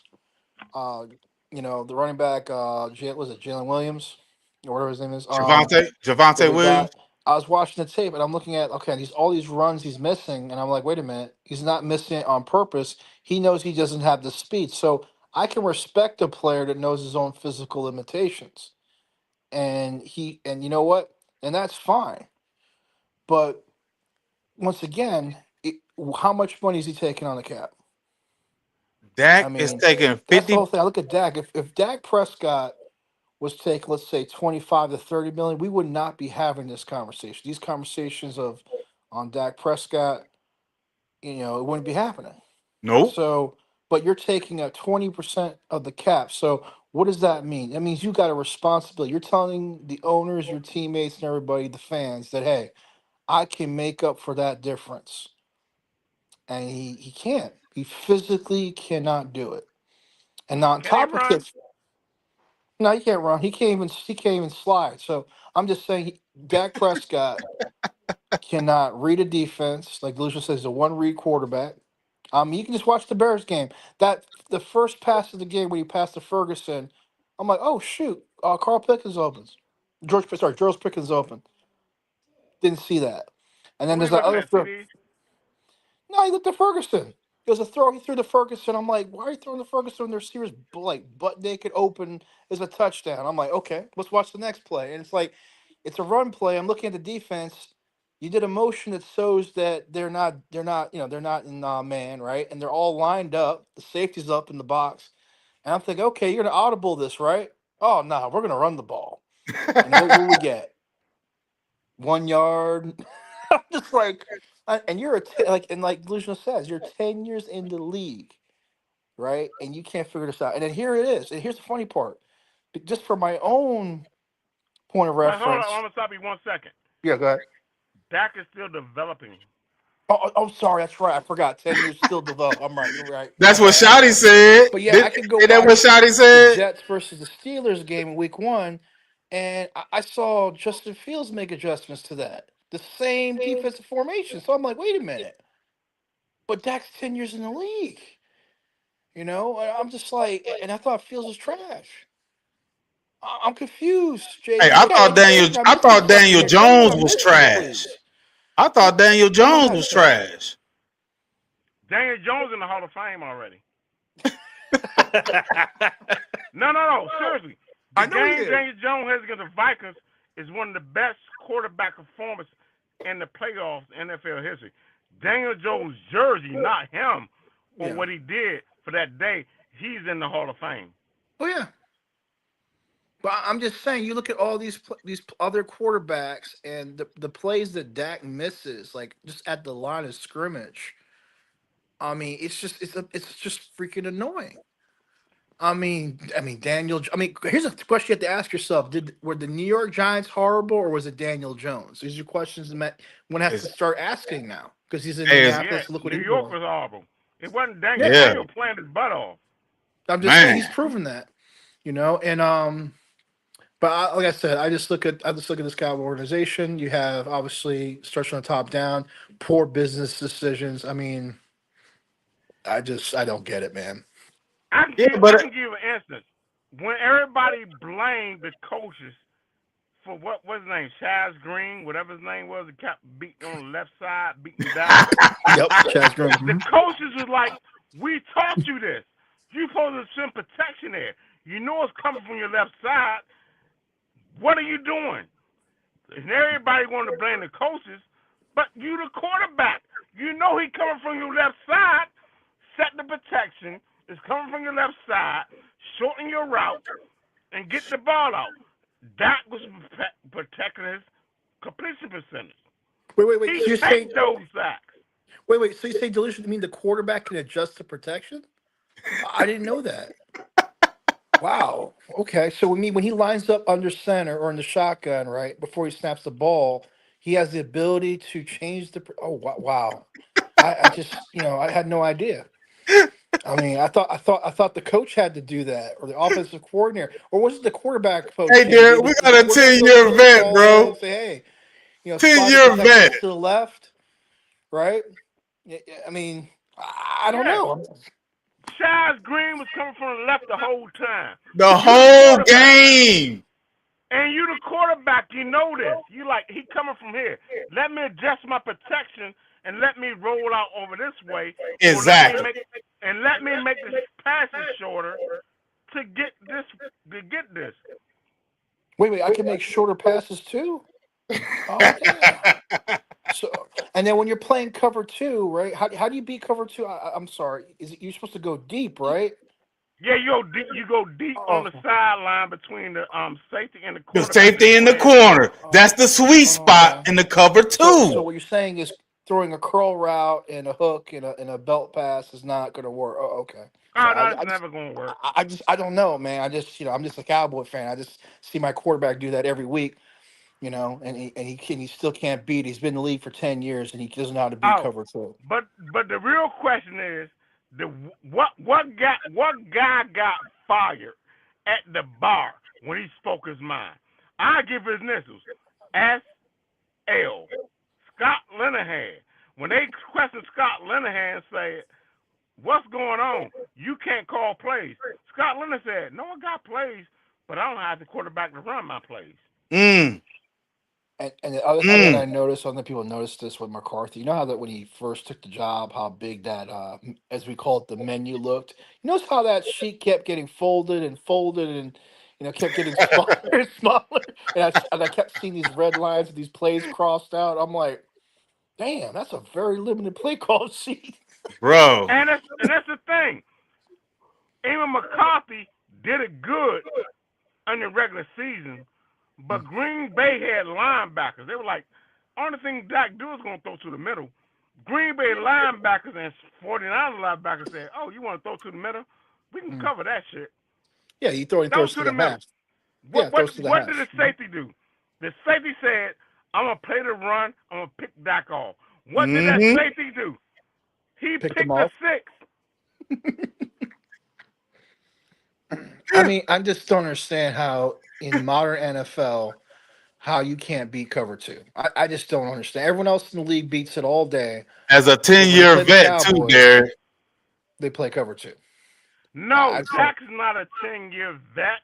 He was a 4th-round pick, and he's still developing. Oh, okay. Sorry. After 10 years? Would he be like a 2nd-round pick, or would he be? I mean, I don't. I mean, when does he get to that level that he'll be ready to read these kinds of defenses? I mean, since we're developing them. I mean, I didn't know it was 15th year. I mean, Hey, okay, I'm gonna ask y'all this one question. When Joe Milton got in the game, didn't it look different? They were playing the same defense they were playing on Dak. Yes. It looked totally different. Well, you see, the defense all of a sudden looked like they had to think. I don't know if you noticed that, but I saw defensive players thinking, okay, let's think about where we're lining up. And, when I saw it with Dak, they just kind of like, just like, okay, just line up and don't worry about it. Because they But know they what were they making got. little adjustments. I saw more communication Oh. amongst the defensive players. And, well, What was the defense? I'm gonna ask one question. Was the defense? It was the same. It was the same. I don't want to hear about Joe Milton came in after this time. It was basically the same time. When Joe Milton got in there, wasn't the defense more on their toes and worried about Joe Milton more than they worried about that? Yeah, absolutely. Because Joe Milton will throw the ball deep. Joe Milton will go to the outside. Joe Milton, I mean, granted, he don't have necessarily the accuracy all the time, but at least there's the threat of him actually attempting those throws. Yep. And my question is, as a starting quarterback, I would rather have Joe Milton because he give another dimension. Because they got to worry about things. Okay, as a defensive coordinator, what do you have to worry about that? Nothing. I mean, realistically, all I have to do is watch the middle of the field. As long as I cover the middle of the field, I'm good. I don't have to worry about good. the Yeah. He's not going to throw deep. Quarters. He's not going to threaten cover basically the mid-range to low-range areas, and then I'm good. So he's not going to threaten deep downfield consistently because he's not that accurate deep downfield. JB, we ain't hearing you. Now, he not accurate, but are you worrying about Dak running? No. Are you worried about Joe Milton running? Oh yeah. Yeah. Because he's an athlete. Are you worried about Joe Milton running to the right side of the sideline, and this receiver on the other hash on the left sideline, and he sit there and plant and throw the ball from the right side to the left side? Are you worried about Joe Milton? Yeah. But are you worried about that? Nope. I'm looking. And that's the problem. That situation with Dak because I know I got a pick 6, but go ahead. I've been saying this though. The defenses when they come into the game when they play the Cowboys, it's already a set game plan that's been copied to stop Dak Prescott. Nobody fears Dak Prescott, bro. They don't fear him deep. They don't fear him running the ball. They don't fear shit from this guy because they know where he's going to be at. They know where he's going to throw. They know he's the first read quarterback. He's always going to go to CD first. He's either going to go to CD, Ferguson, or throw a pick. He does not spread the ball around to threaten the defense. Like, we got to look out for everybody. We got to look out for Pickens. They ain't worried about Pickens. No. Are you kidding me? I ain't want to cut nobody off. No. You know the defensive game plan for Dak been since 2016? Stop the run, make Dak beat us. Yep. That's the defensive game plan that have been since 2016. Look at those Giants. Look at that Giants game. What is going on? I'm gonna log in and log back out. What's going on? You good, man? You good? Well, he'll come back. I can go ahead, Dak Delusional. Yeah, the game plan always been for Dak was to stop the run and make Dak beat us. Since 2016. Yep. Zeke covered a lot. Zeke Elliott covered a lot of stuff up because that offensive line and they was running crazy. Sure was. It always been stop the run and make Dak beat us. Even when everybody want to give him credit for that 2016 game against the Seattle? Green Bay. Oh, my bad. Green Bay. Yeah, Green Bay. We were 3 scores down. They were like, oh, even Troy Aikman said, they didn't prevent too early. They let him come back. But when it got down to the nuts and bolts, they said Dak needed a touchdown here. And what they say? What did Dak do? Get a field goal. A field goal. Yep. He had a chance. You right, Dak Delusional. He had a chance in that game before Aaron Rodgers did what he did to go down the field and score a touchdown. And he didn't do it. He didn't do it. That's facts. Man, You good, Derek? Yeah, I'm good now. I wasn't Okay. hearing you at all. So. Oh, I'm you a good now? Cowboy. Yeah. I'm a Cowboy historian. I know everything. I was born. I ain't gonna tell you my age, but I saw the second Cowboys championship, and I was good with that. And I saw Danny White, Roger Staubach, and I went back and saw all these other people. Man, when I say the standard is, I tell people, I say the standard is number 12, Staubach, number 11, Danny White, number 8, Troy Aikman, Aikman. and number 9, Tony Romo. Romo. You don't know how bad those teams Romo made. Romo made those teams relevant. Those were some badass teams. Romo never had a defense with points allowed over 13 for 1 year. Romo carried those teams. And guess what? Romo wasn't taking up 20% of the cap either.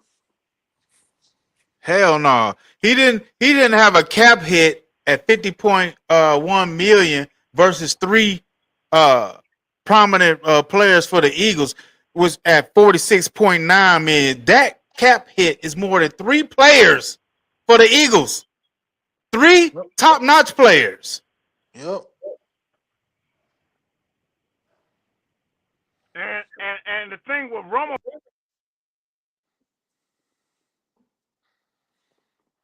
You good, Dr. Delusional? Go ahead.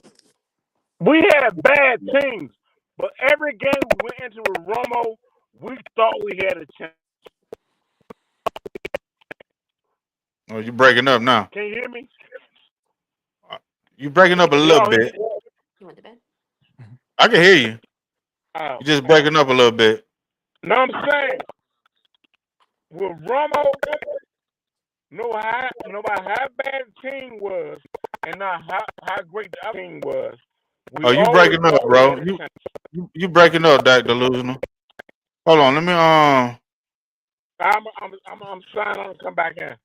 yeah, do that. All right. Well, I know what Delusional. No, I would Delusional what he's saying though, because if you go back, if you look at it like this, right? The thing that we got spoiled was when you look at with Tony Romo, right? Yeah, we didn't win a lot, but the point is, every game you felt the way he played, you had a chance. And like I've said before, by the end of the second quarter, you know how these Cowboy teams, how the game's going to go. I already knew we were going to lose against the Bears. We're not even in the third quarter. I already could tell we lost the game. Mm-hmm. And the thing is, the 49er game and the playoffs, the Packer game, you always know by halftime if the Cowboys are going to win the game with Tony Romo, sorry, with Dak Prescott. Tony Romo, yeah, he had a lot of moments and all that, but the point is, you can't say you went into the game knowing which way the game was going to go. You couldn't say that. There was always a little chance. I mean, that's what Staubach was known for. The Captain Comeback. The whole idea of what we're gonna claw and scratch our way and maybe win one. And then they had teams where they were dominant. Danny White. His problem was that the defense got old. I mean, yes, he missed an opportunity when Staubach just retired. I mean, those were 2 years he should have really did something because those teams were stacked. But then again, you could argue Danny White has the excuse of, well, that's his first 2 years as the quarterback, as the starting quarterback. And I look at Prescott. I mean, his first 2 years, I mean, that team was built for Tony Romo. He got the good offensive line. He got the running back. Defense was good enough. I mean, that's why I call it good enough. Not great, but good enough. And that was it, man. We have no hope. I mean, here's the thing that pissed on with Jerry, okay? I know Delusion will disagree with me on this, but you had Micah Parsons for 4 years. And it's the same thing you have to apply with Dak Prescott. And the 4 years you had Micah Parsons, you tell me you couldn't figure out how to add a piece to stop the run? You didn't realize it took you this long to figure out that you can't stop the run? And at the same time, you're trying to pay this guy as if he's an edge, and he's still not an edge. He's a linebacker. I mean, look what the Packers are doing with him. They're moving him all over the place. He's not sitting in one spot. I mean, can you honestly say he's an edge? No, he's a pass rusher of some kind, but he's not sitting in one spot. And the Cowboys trying to, like, my dad had a phrase, try to milk a brick. And that's what they did with, I'm telling you, man, and that's how they did with Micah Parsons and with Dak Prescott, man. I mean, it's more than milking a brick. I don't even know what the term for that is. I mean, it ain't gonna work, man. I mean, I joke with Junkie, but it's true, man. I'd rather have Junkie at quarterback than Dak Prescott. Shit, JB, I want you at quarterback than Dak Prescott. Shoot, at least it'll be entertaining. At least. Okay, see, am I back now? Can y'all hear me? Yeah, you good. Go ahead. My thing is, I always said, if we would have put Dak on the bench and we put Cooper Rush in, if we put Cooper Rush in the game in 2022 versus the 49ers, we is in the NFC Championship or the Super Bowl. Probably, yeah. Can't argue with that. Better quarterback play. And that's what we need. Mm-hmm. And hey, Corby, you right. Romo had great football IQ, and that's what Dak does not have. His football IQ, boy, it looked like that 1.4 GPA, huh?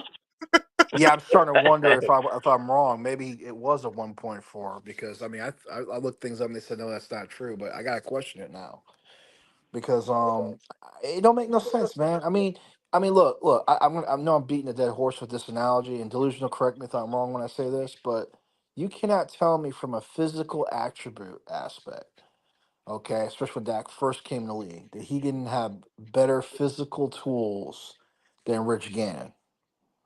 But Rich Gannon, he studied the game. He learned the game. Dak ain't learning squat. Him and his stupid little, I'm gonna get a backfield, back of my house, a 40-yard field to play catch with players. Nah, man, you need to be studying tape. But I Rich mean, Gannon had an arm; he could throw it from any platform. not when he got to the Raiders, man. I mean, when he started, he did. But I'm just saying, if you got enough smarts, you can make up for a lot of your limitations. Well, my question with Dak is, when I ask everything, and right now in today's NFL, yeah, if you want to win a championship, the quarterback got to be elite at something. Yep. What is Dak elite at? Taking Jerry's money. Taking sacks and throwing picks. Taking Jerry's money. He does. I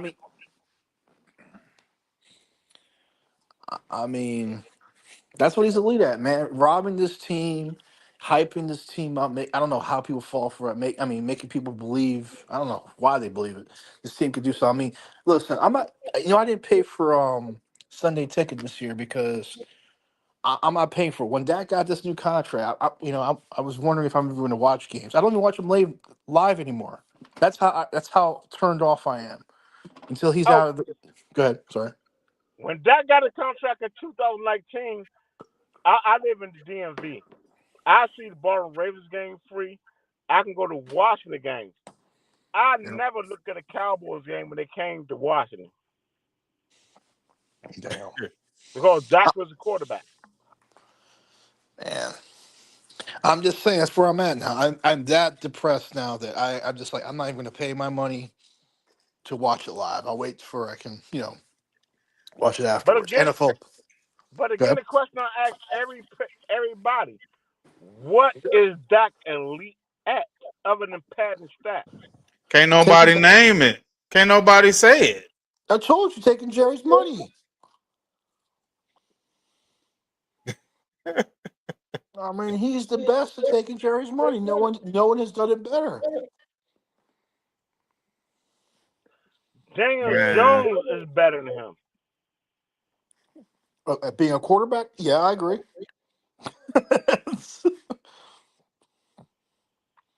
Hey, what y'all think about Shotty putting CD at running back, bro?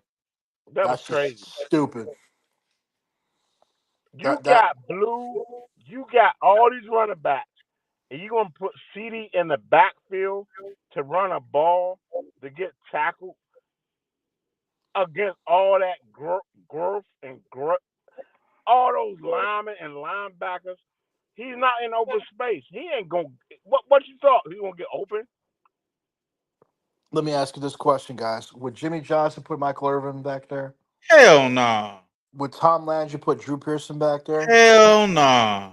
All right, that's all. I just want to double check. Sorry, go ahead. What were they thinking? Oh, we're going to surprise them. He going to get an open run. No, you got linebackers and safeties coming down on him. I'm sorry. Was Jerry Rice ever in the backfield or Randy Moss? Nope. Okay, just want to double check. Just want to make sure. And CD not that type of player anyway. No, he not. He not no Debo Samuels. Come He on. is soft. The man got rainbow braids in his hair. Braids in his hair. Yep. That what game was damn? What was that? The Giants game? The cornerback picked his ass up, carried him, and then slammed his ass down on the ground, and he ain't get up. That was the Giants game. I think so. CD is a slot receiver. Thank you. I know people say he's number one. No, he's really not number one. He's schemed to be a number one because he can't beat a number one cornerback. Name me one number one cornerback CD. Double dog. Well, let's put it this way, Delusional. When they drafted CD, I liked it because I said, "Oh man, that's a great tandem to work in the slot with Addition with Amari Cooper." Exactly. And here's the thing I don't understand about this George Pickens trade still. I'm going to go back to Des Bryant and Michael Gallup. These are receivers that like to, throw the ball up high and they go get it. Dak is not good at that. So why you pick a receiver up that – now, here's the thing, though. George Pickens kind of shut me up a little bit because I was watching this game a little bit, and he showed me that he can do more than just be a jump ball receiver when he's interested. But he's just interested because he knows his quarterback can't play. And I just want to know when this thing's going to blow up. I want to know when it's going to become like a Antonio Brown situation where, I can just see George Pickens, man. It's going to be one of these games, and he's going to be like, you know what?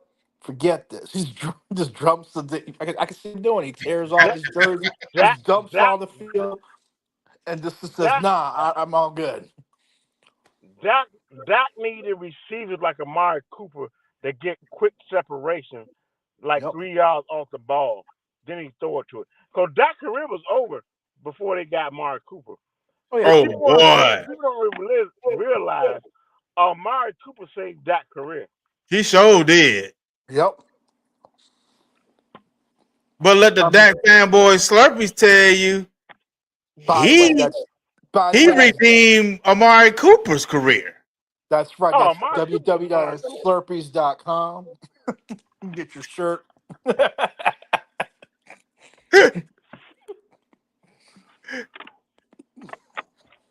No, Amari Cooper saved Dak's career. Yep, he sure did. I'm gonna read this message. K man, what's up, K man? Honestly, Dak needs to be sent a message. He's been skating by knowing that his job is safe. Bench his bum self for at least 2 games. Not like the Cowboys was missed too much production from his ass anyway, man. Yeah. Dude, I said the this message need to be sent to this guy, bro. Benching him in that game, that was okay so far, but bro, because he's continuing his poor play from last season before he got hurt. We're in the same predicament record-wise, even when Michael was there last year, with Dak right now. Yep. The same predicament record-wise. And I don't think our record gonna get no better this year. That's why I wanted us, honestly, I don't care what anyone says. I didn't want Cooper Rush playing out the season last year. I wanted Trey Lance to play it out so you know what you got. and because we already know what you got with Cooper Rush. And you know what? You probably would have got a higher pick because, let's be honest, Trey Lance would have lost more games. I understand that, but I would have accepted that because it's accepting who you are, and that's what the Cowboys cannot do. Mm-hmm. Dak Prescott should never have got that new contract. You should have went into the season knowing, okay, Dak, you're done. We're playing Trey Lance for the whole season, Yep. and just see what happens. That was a I big And mistake. I Mhm. think Trey Lance would have won more games because he at any time Trey Lance can get a touchdown from the 1 yard. Trey Lance Yeah. could be on the Cowboys 1 yard line. Yeah. He might get a touchdown from that 1 yard line. I think that Well, was a mistake to play on Cooper Rush versus Trey Lance.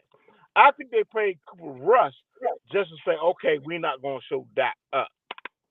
oh no, Trey I would agree have with been you. better with his athletic ability, his arm strength, and all play script balls and to Right. run. Well, I just think with Trey Lance, the problem was, like we all said, he didn't play enough football. And I'm just saying, I just wanted to see him play. Let him But Trey like did finish, play football. He played football for the 49ers. He was winning but not until he got enough. hurt. Trey I'm didn't just They saying, win but ain't not playing Super enough enough Bowls though. here with in him. Dallas though. No, but he didn't play enough. I'm just saying Trey did not play enough football in terms of like not enough games because, like you said, delusional, he got hurt. I'm just saying I would have liked to see him play a full season, and then you could have negotiated something. I mean, look, you tell me you couldn't re-sign him for something like the same deal that Justin Fields got if you weren't able to draft a quarterback in this upcoming draft or the draft that just passed. I mean, you tell me you couldn't work something out like that. I No, mean, Trey left the Cowboys. He knew he never had a shot. I know that because Dak got that contract. I'm saying to you, if Dak never got that contract and you just went into the season like you should have, like a real organization, and I say that because I just don't like the business decision that they made with signing Dak to that new deal. I would have went into that season and say, okay, Mike, Dak, whatever. And when Dak and like I said, I would have had Trey play the whole season out. I probably would have. I agree with the trade for Joe Milton. I would have had Trey Lance and Joe Milton fighting it out in camp. No, no, That's no. See, the thing is, if they let Trey play the season out, yeah. he would have outshined Dak because I his know, running and that's ability, fine. his arm, and everything else. Yeah, and Dak would have been gone because, like I said, we didn't. You didn't sign him back. My whole point is they should not have signed him that often. They should have let Dak walk. And you're They going should have in. let Dak walk in 2019. Oh, I I know, but think so that's too too. late. Yeah, but it's too late. It was too late for that. I just telling you how I felt. I thought they were going to let him walk, and I was shocked that morning when I read that they signed him again. I said, Jerry, you that dumb? You signed him already once. Why would you do it again? And Well, 20% of Jerry your had to cap? sign Dak because they played the race card. Oh, I know that's what it was, but I'm just saying. Look, I'm just saying that I would have ran it with Trey and see what happened. That's all That's I'm why he saying. got Trey because Trey was black. He could have. You know, I'm gonna tell you this. You know, every backup quarterback for Dak is going to be black. Probably, yeah. Anyway, like Man, I we said, need to go. We need to go draft us a new quarterback, bro. I'm done with the Dak experience. bro, I'm prepared to take Will Levis at this point. I don't Hey, care. JB, Yo, Dak is still developing. Hey, JB, I got one more game in me, man, as a receiver. You know, I'm only 200 pounds overweight. I got one. I'm still developing. You know, at 43, right? I'm still man, developing. how your boy Shotty gonna come out? Because the question was asked to him about Milton. It wasn't asked to him about Dak, and he just added Dak into the shit. Talking about also Dak. He needs the more development too. We're gonna, do things with Dak. We're gonna change the things with Dak too. I'm like, what the fuck is you talking about? He need more development. You finna change some things for this guy? You coming with the same offense Mike McCarthy had. You just adding your little shit on top of his shit. So what is there he needs to new that he needs to grow into or develop into? Well, JB, he's going to learn to do 2 reads instead of 1. That's what we're waiting on. I mean, How do come you on, have a man. 10-year vet still developing? What you didn't see in your 4th year, you're going to see in your 10th year. I'm going to say this. I'm going to say this about any quarterback. After their 5th year, if you don't know what you got in terms of where they're going to grow and develop, then you're never going to know. I mean, my whole thing is with Dak. You knew as soon as Dez left and you saw what happened to Bart Amari, you knew his limitations. And you telling me you couldn't squash him in the contract? He's asking you for what? How much did he ask you for that first time around? Who, Dad? No, I'm saying when Dak when his first contract renewal, what was he asking for? Oh, Dak was asking for big getting paid more than I got Russell Wilson, Carson Wentz, and Jared Goff. And all three of them outplayed him. And he was still trying to get more money than all three of them. All right, JB, do me humor me, man. Pretend you're Dak asking me for that contract. I'm Jerry Jones, okay? Go ahead. Jerry, look, as you can see, I've done.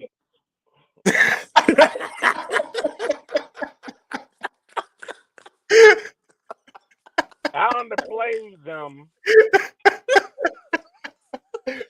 Look, I'm wanting to play. I want more than these guys because I've showed that I can.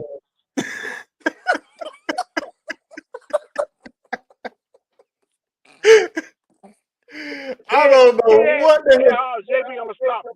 He didn't have no more touchdowns, no more playoff wins, no better completion percentage. Well, he might have had a better completion percentage because he dink and dunk.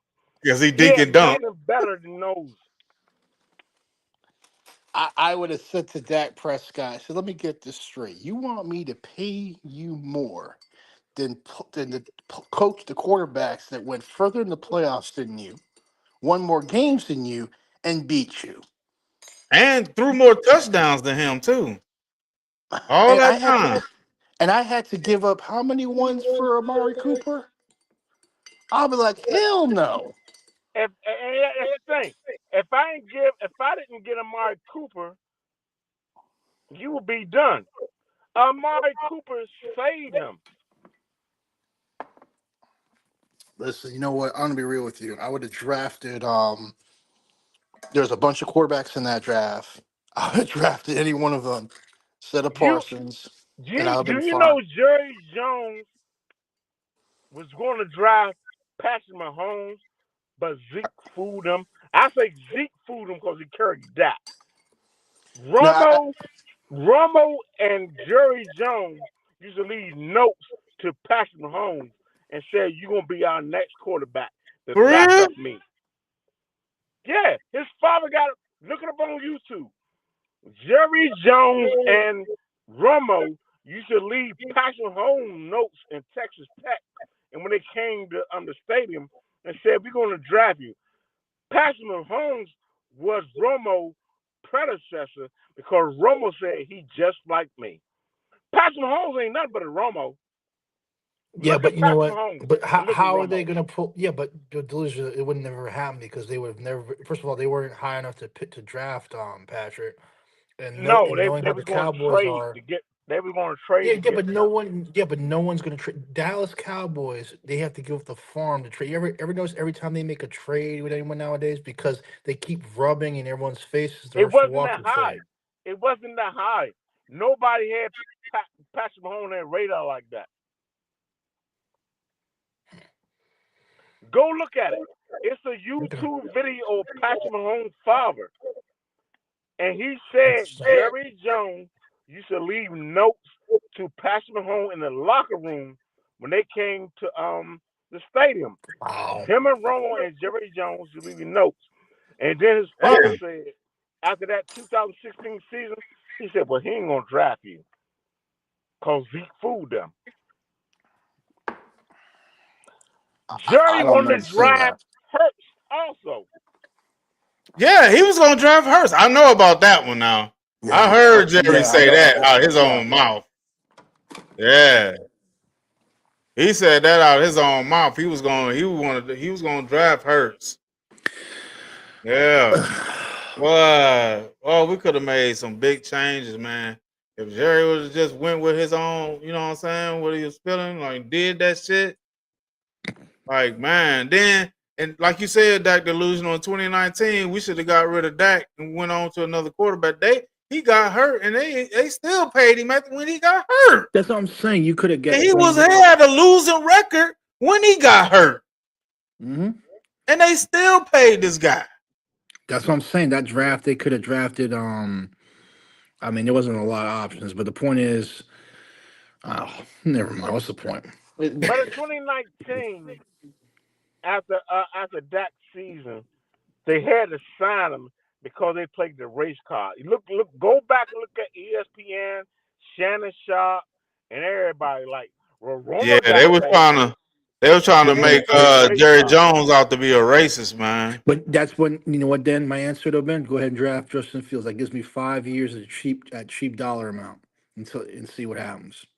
That's how I would have took care of that. Because Dak Prescott at 40 million a year, or where the hell it was, ain't worth that. Sorry, I would didn't like the Bears reset the process all over again. Nah, yeah, and that would have. You can't say he's a racist because Fields is half and half. So that would have squashed that. That is why Jerry Jones got all black backup quarterbacks now. No, I'm not. Somebody replace him, they can't call it racism. I'm just saying. Fuck this shit. Jerry need to go get a quarterback that can fucking play the position. I don't care if he's black, Chinese, white, Korean, Purple. Slavic. I don't care. I don't want a quarterback that can fucking play the position at a high level. I don't care if he's pink, green, purple, he can only mahogany. JB. Jerry can only replace Dak with a black quarterback.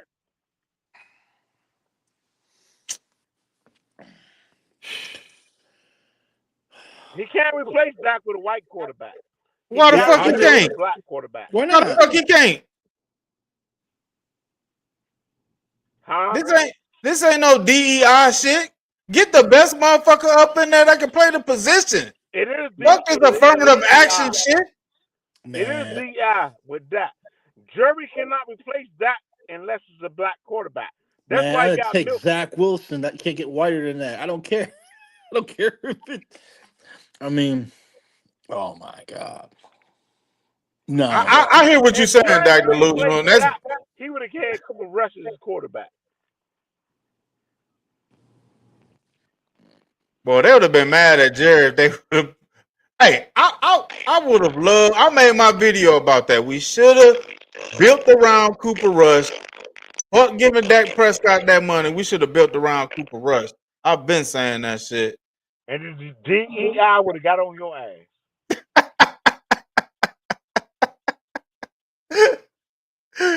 Man, fuck this DEI shit. Fuck this, sons or catering to who we draft, who's going to play first. Put the best player on the field at that particular position that's playing the best. I don't give a fuck how much money you pay this particular player. We need to get the best players on that field to be successful. Did Cooper Rush not pay better than Dak in 2024? Yeah, he did. And they got rid of him just because of that. Man. Okay, man, when is Jerry's grandson going to the NFL draft? You think he's trying to... Where he broke up? Where he go? I think he might have broke up. He'll be back. He fell off. Okay, man, give Tebow a call. Man, you was with Dak. That's why I hate people like you, a Dak hater. I'm like, nah, JB was Dak for a long time. I had to press JB. Man, I get on your page. I was like, JB. I ain't never like that. Sure did. See, that's the thing, Dak Delusional. I was trying to give this guy some credit. You know what I'm saying? I was trying to Because that's I'm a Dallas Cowboy fan. I'm rooting for all my quarterbacks. I was rooting for Chad. What was it, Hutchinson, and you know what I'm saying?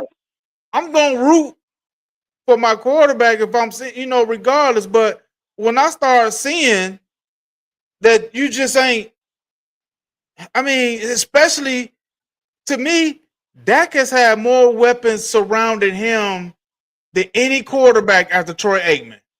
He's had more weapons than any quarterback that's played for us, even Romo. So I'm like, damn. So I'm starting looking at the shit like, God damn, bro, you had this. You had that. You had the defense. You had the running back. You had the receivers. Like, what the fuck else is going on here? So I'm like, what do you need? Yeah, because I remember I swung your page a long time ago, like, oh, man, you got it wrong. I like Doc. I was at you. I was like, man, you a Doc homie. You a Doc fanboy. You Doc delusional. Yep. I used to come at you hard. Yep. And I used to go at you, man. You don't know what you talking about. Yeah, but hey, I said okay. I said okay. Let me look at this here. You feel me? I started looking at the teams we were playing and how he was successful against the sorry teams. I started looking and seeing that, damn, we play a good team, you don't show up. Like, what the fuck is going on? And what got me was that 2021 season when we played Kansas City Chiefs. I'm talking about in the regular season when we played Kansas City. Remember that game? They held them like, what, 17, 19 points? Damn, that 19 points, bro. And I'm like, God damn, this all you can do, bro? This supposed to be a game you supposed to, you this good. Everybody telling me you the good. I'm thinking you that good. Everybody keeps saying it. And he got CD hurt. Because CD was trying to win the ball. He got a concussion trying to He got a concussion. Bad pass. So did. So like, man. She was hurt. Gallup, he get Gallup hurt.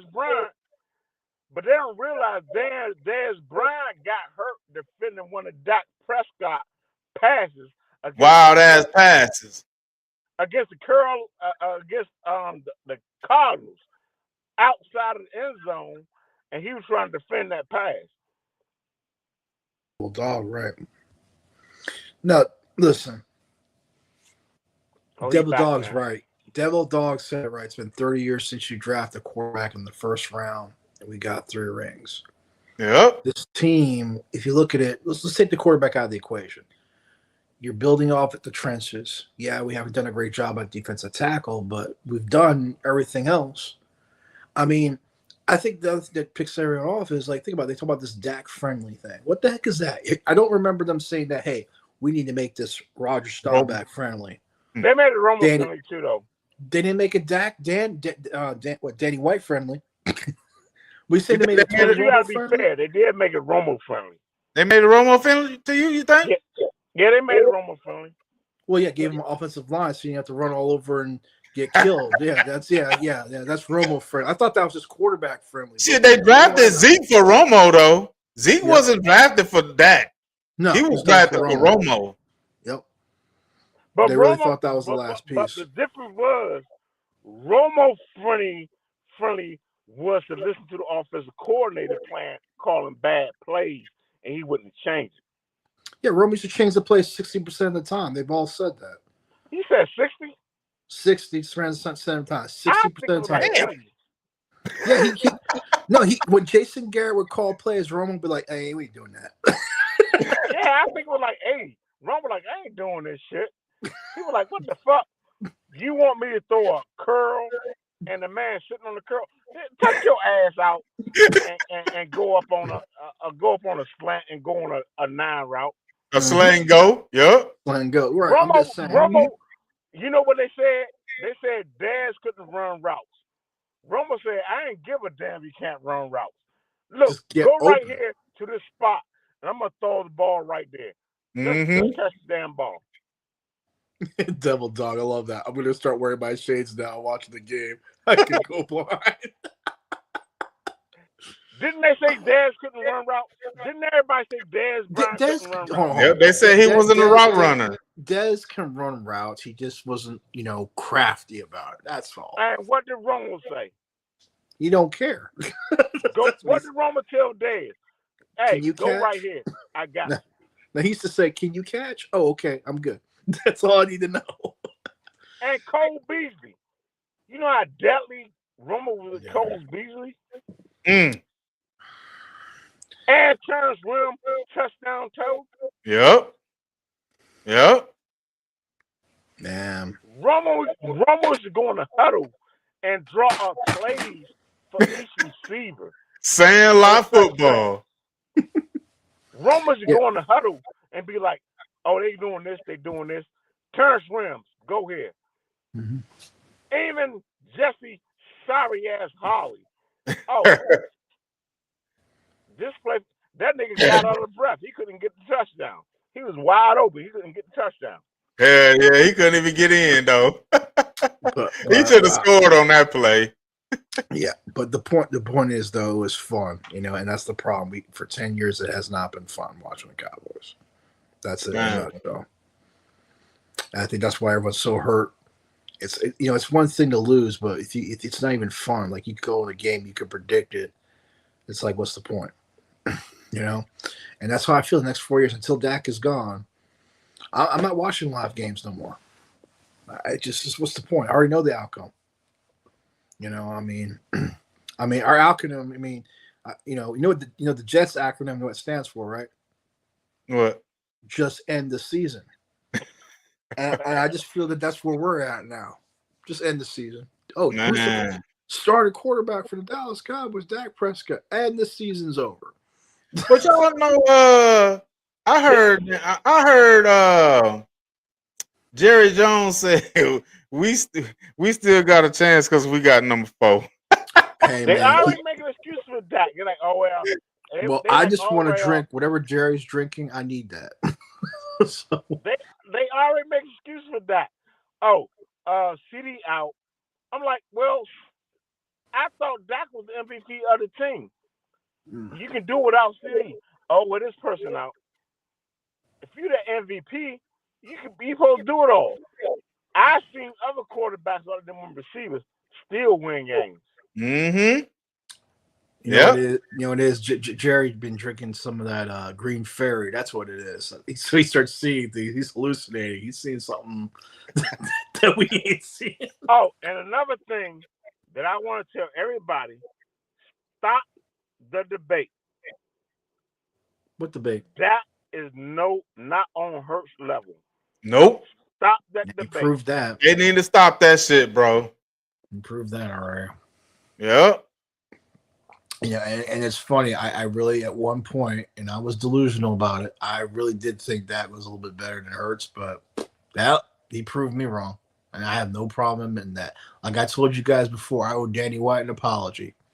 Never thought I'd say that, but I owe him an apology. Hurts can throw the ball on the money, on time, make the best decision. Hurts just do one thing. He said, "I'm a win, baby." That's why Michael.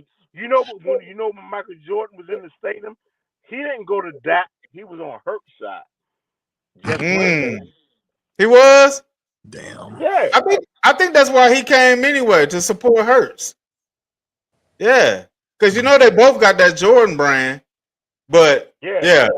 It was about Hurts. Wait. Dak doesn't have the Jordan brand. I wonder why. I think you have to be a winner to get on the Jordan brand. He do got the Jordan brand. Dak does? Yeah. Yeah, Dak got the Jordan brand. Yeah. But Jordan promoted Hurts more. Yeah, he do. Because Hurts is a winner. You know what's crazy? Right now, I'm looking at the replay. I keep looking over there because I see the replay on with the Rams and the Eagles game. And I seen how far the Rams was up on the Eagles and how Hurts just steadily came coming back. He kept playing and started coming back. Oh, no. Hurts went to the coaches. He said, I got to air this shit out. It's on me. I'm going to throw this ball. Hurts said, I got to take over this game. Because I don't understand why they be holding him back anyway, man. Because he doesn't really make bad mistakes with the ball, bro. Throwing it, running it, he made good decisive decisions to me. You know what I'm I'm saying? asking one question. When Hurst throw the ball deep in the downfield, whatever, who ball look better? That or Hurst? Hurts. Yeah, hurts. Like in the Super Bowl, when he hit the Dante Smith with that ball, and he just caught it and kept running and just dropped in his hands. Man, Who he better? dropped a dime. That was a dime, bro. All right, when Dak do it, what does receivers got to do? They got to work hard. Oh, they gotta contort their bodies in some fucked up way and damn take a hit to almost get their head knocked off. You see the pass Turpin caught? Yeah, he got blasted. He threw the ball. He got late. blasted. And that's why Trayvon Diggs called him a what? A bitch. Yeah. Yep. And what did CeeDee Lamb mother said? He not it. Nope.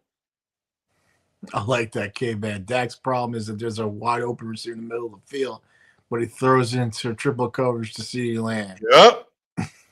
He had Tober wide open, bro. When he took that sack, he had Tober wide open right in front of him. Holding the ball. Can't read the defense.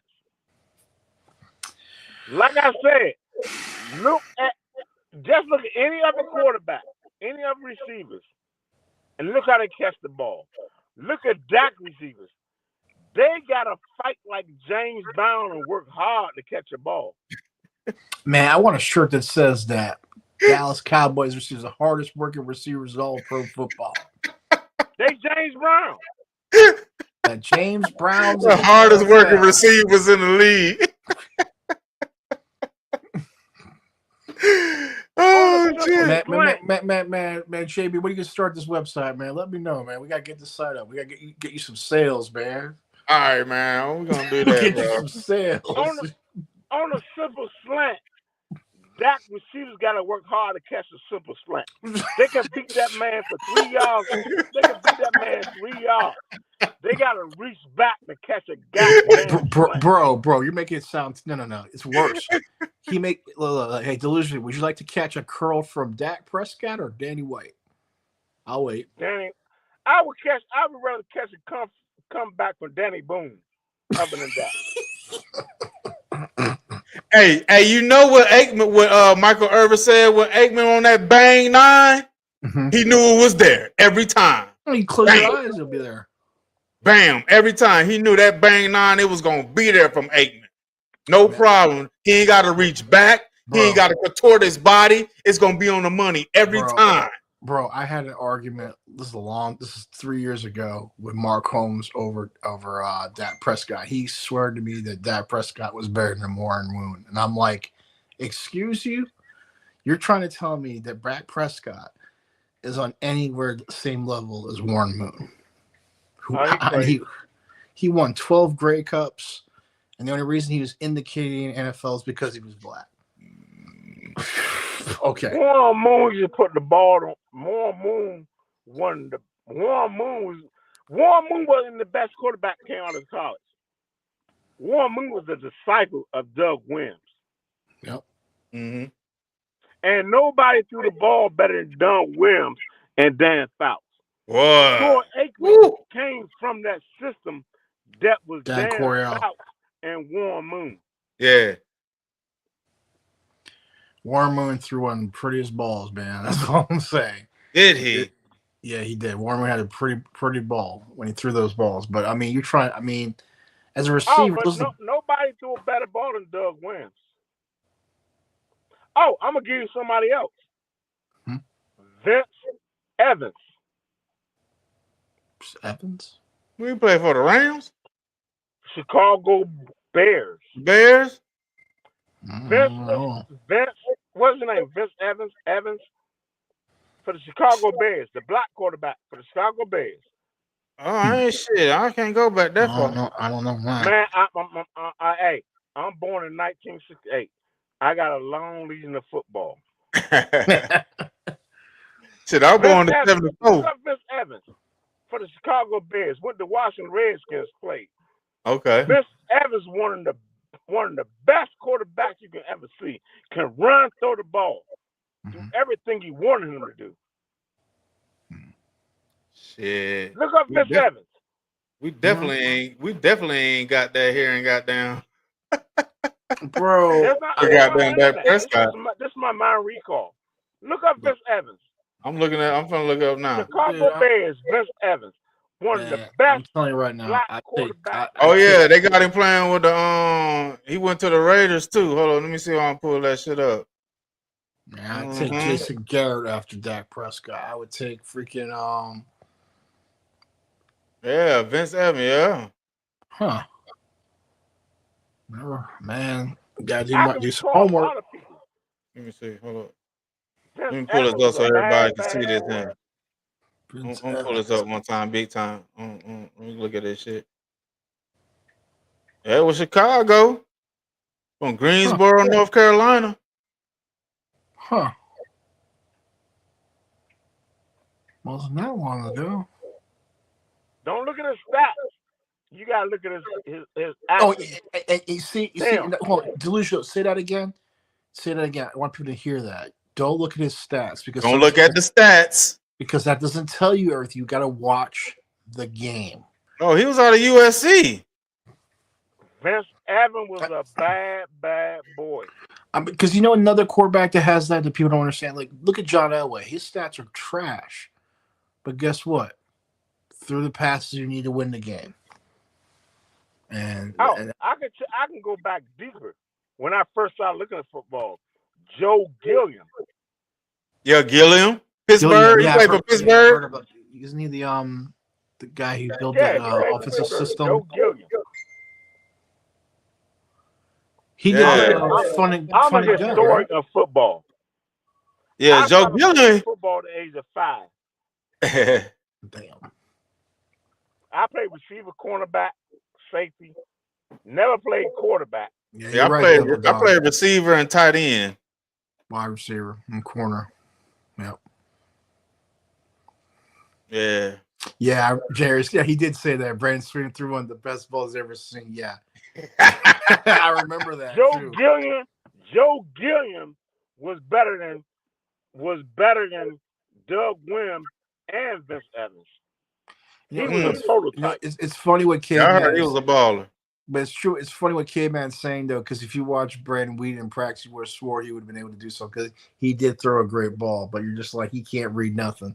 He makes Dak Prescott look like the second coming, man. Brandon Wheaton was garbage. Oh, my God. Dak Prescott is not in the league, and none of them. I hate when people say Dak Prescott is the great black quarterback. No, Dak Prescott is nowhere on the league or no great back quarterback. No. First of all, he ain't black. You got to start with that first. He ain't black. Gilliam played for the Washington Generals and was it Pittsburgh or somebody? I forgot. Pittsburgh. Gilliam played for Pittsburgh. Mm-hmm. Oh, matter of fact, what's his name?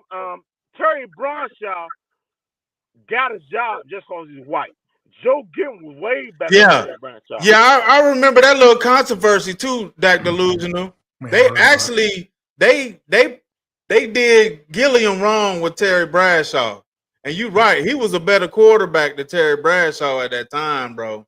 He sure hell was. I remember that shit right there. I can go way back. Like I said, but you see, the funny part is, I played football since the age of 5 in the 70s. And that's what I'm saying. When Mark Holmes went off about this thing with Dak and Warren Moon and all that, I said, you know what? The Doug Williams, the Warren Moons, those are people that they should not even be on the table to compete with, to even bring that up. And Doug Williams wasn't the first of the best. The first best was Joe Gilliam. Right. And that's what I'm saying. You can't compare. And then you talk about Vince Evans. I was going to say this right now. Vince Evans, Chicago Bears. And then you look at the Eagles. Randall Cunningham Randall was Cunningham. the Yeah, he was first great. one. It was good. Randall Yep. Cunningham was the first of the diverse quarterback that can do everything. Michael Vick was great, but Randall Not Cunningham like Randall did other Cunningham. things. Yeah, Randall Cunningham, man. Yeah, he Cunningham was accurate with his special. passes too. Yeah, he could throw deep, all that good shit. Yeah, he could Deep, run with that short, rock. He medium, could throw run, short. jump, Yeah, catch, yeah. everything. Michael Vick was just different. Randall Cunningham was the first quarterback that can do everything. Yep. Everything. Yep. Oh, it's another quarterback. It was a Cowboy quarterback. Start with a J, last name C. Joe Collier. Joe Collier? So I go back. Look up Joe Collier, black quarterback for the Cowboys. I did not know that one. They always talk about Jerry Jones racist. He don't never have a black quarterback. Yeah, but Joe Collier was with Jerry. Look up Joe Collier. He was the with Tom black Landry, quarterback right? for the Cowboys. Yeah, look that up. Joe Collier. I might have spelled his name wrong. Let me see. Cowboys quarterback. Joe Collier. Joe Collier. Okay. Man, I go way back. Oh, they go. I put Joe Collier. They bring up Joe Milton. Nah, it's Collier. It's Joe Collier. How you spell that name? C-O-Y? Is it C-O-Y? No, C-O-L-L-I-E-R probably. That's what I thought. That's what I put in there the first time. Let me see. Oh, this shit keep bringing up Joe Milton. Huh. Oh, I'm gonna be spelling that shit wrong. Hold up. C-O-L-L-I-E-R. Yeah, no, it's bringing up some white boy. I don't know what. Hold on, I must be doing something wrong. Hold on. I thought Collier. That's what I'm putting. It ain't bringing him up. Oh. Yeah, it ain't bringing him up. See, that's how far I go back. That's my history with the Cowboys and quarterbacks and black quarterbacks. I went to an HBU school. I played in HBU, then I transferred. I did the ball thing. I ain't never made it to the pros, but some of my friends made it to the pros. Yeah. Okay. So I know sorry quarterbacks. When I ran routes and I knew the quarterback couldn't get me the ball, I stopped running my routes. I like, what's the fucking purpose?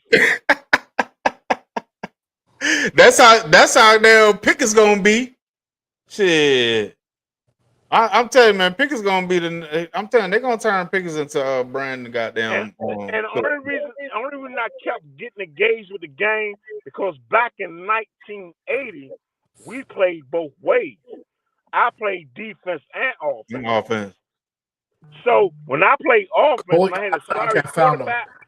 I found him. You found him? Yeah, Reggie Collier. Reggie Collier? Yeah, Collier. Reggie Collier. Was the first dual. Was he number 17 too? Number 10 was the first dual threat quarterback. Yep, Sterling there you go. For the Cowboys. Yep. Oh shit, bro. Hold on, I gotta bring that up. He was number what? 10? Number 10? Yeah, see, Joe Milton's in good company, man. I told you, I know my shit, man. My shit is from. Yeah, there you go. I don't look at Google. Damn. Shoot, I think he's a better. He's already a better quarterback than that. He was better than Dak Prescott. I don't look at Google. My stuff from the head. When I saw from the time it was going on. Wow. Wait, but was that SMU? No, that's not SMU. I don't know what college that is right there. He went to a HBC. Okay. Oh, let me see if I can. Yeah, I brought that. Okay. Damn, I had to double show that shit just to bring that other one up. But I don't think they got no good highlights of him though. Wow. I University can of tell you Southern this stuff, Mississippi. man. I don't BS.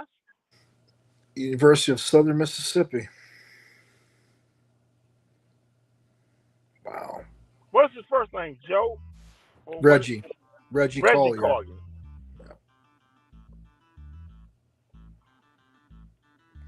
He was ahead of the time and changed the game.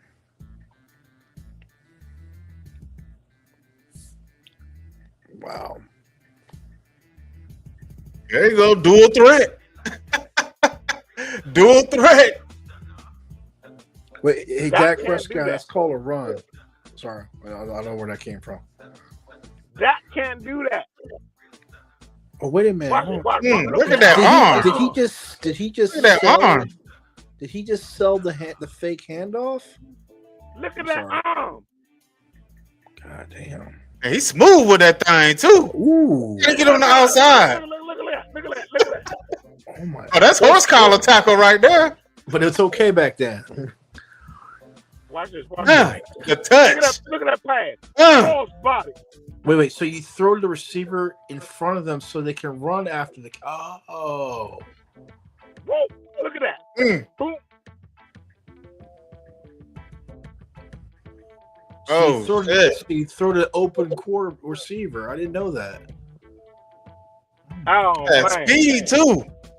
Wow. I'm gonna tell you, don't nobody ever doubt my football knowledge, man. Ain't question that. Well, Well, what else you got for us today, Sensei? That's a bro. man. We could sure use him right now. Take the hit. Man, he got some speed on that corner. JB, he came at the wrong time. He should be playing now. Man, damn, good call on that delusional shit. Jerry, bring him out of retirement. We need him. I can tell you about a lot of people, man. So when people think I be talking, I don't want my name to be Dak Delusional. I said I changed it because Mark Holmes and everybody, when I talk facts, they kick me out of the room. And I was like, y'all some Dak Delusional ass fans. Yeah. Mark Holmes don't like truth, man. He can't handle it. Can't handle the truth. JB, I'm on Big Country. My name on Big Country is These Boys Win. Okay. Yeah, I didn't know that was you. Yeah, that's me. Okay. That was my page on everybody. Yeah. That was my video game name. But like I said, I grew up and I played football since the age of 4 or 5. Wow. Mm-hmm. As a receiver, I never played quarterback. I only caught the ball, ran the ball, tackled the ball. Yeah. I ain't gonna name blast nobody, but I can tell you right now, I grew up with like 10 people that play in the NFL and 5 coaches. I can't do it now, but at times I can go to Baltimore Stadium and get to the game free. I can go to Cleveland Brown Stadium and get to the game free. Oh, I shit. can go to RFK back in the day and still Yeah. now and get into the game free because I taught some of these people when they was young how to play football. Mm-hmm. I was football. That was my life. And I ain't trying to brag or say nothing Yeah. and I did this. Because everybody can say they did this when you ain't got the receipts and all this, but I can gather the receipts. This is what I did. I can tell you in my high school, you look it up, be like, oh, he's telling the truth. But I ain't trying to blast that out there right now. Do you remember? Okay, I'm gonna tell you like this. You remember the movie Remember the Titans? Yeah. My high school beat their ass.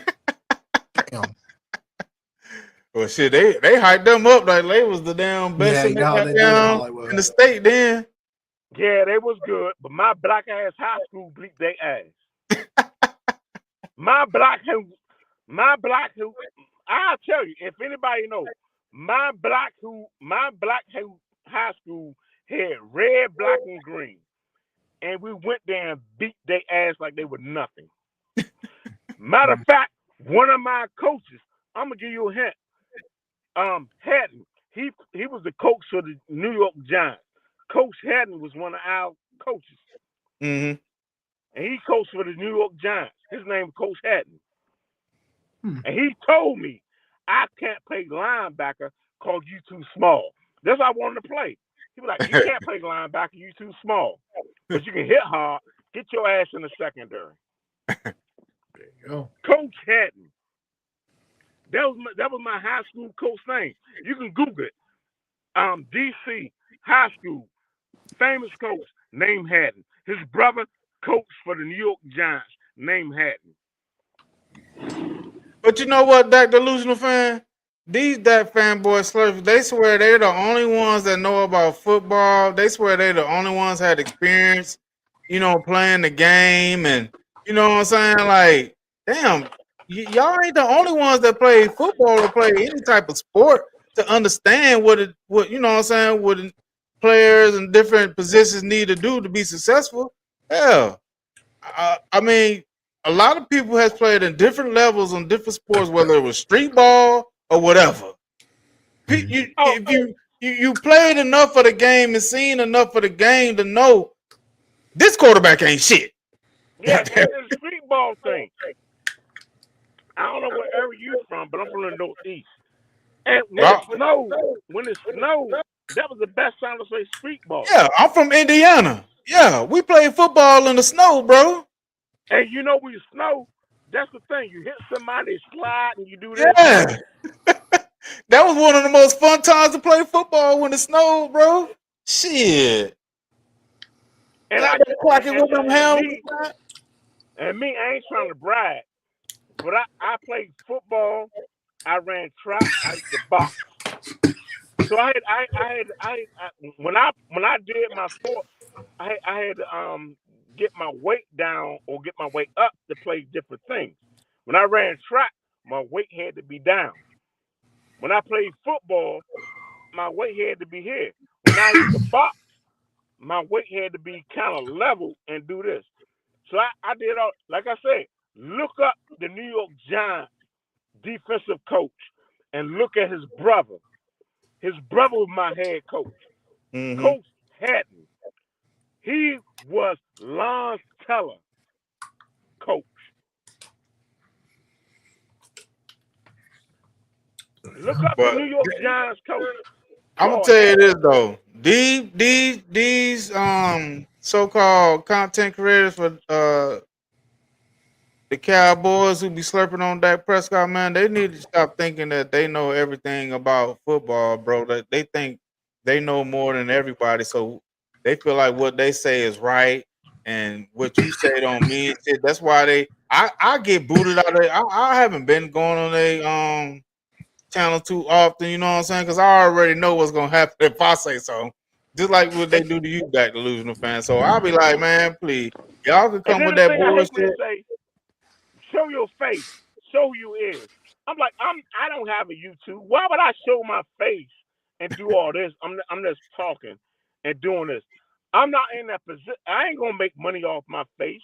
So right. Why would I give this all up and all this and be like, oh, this my face?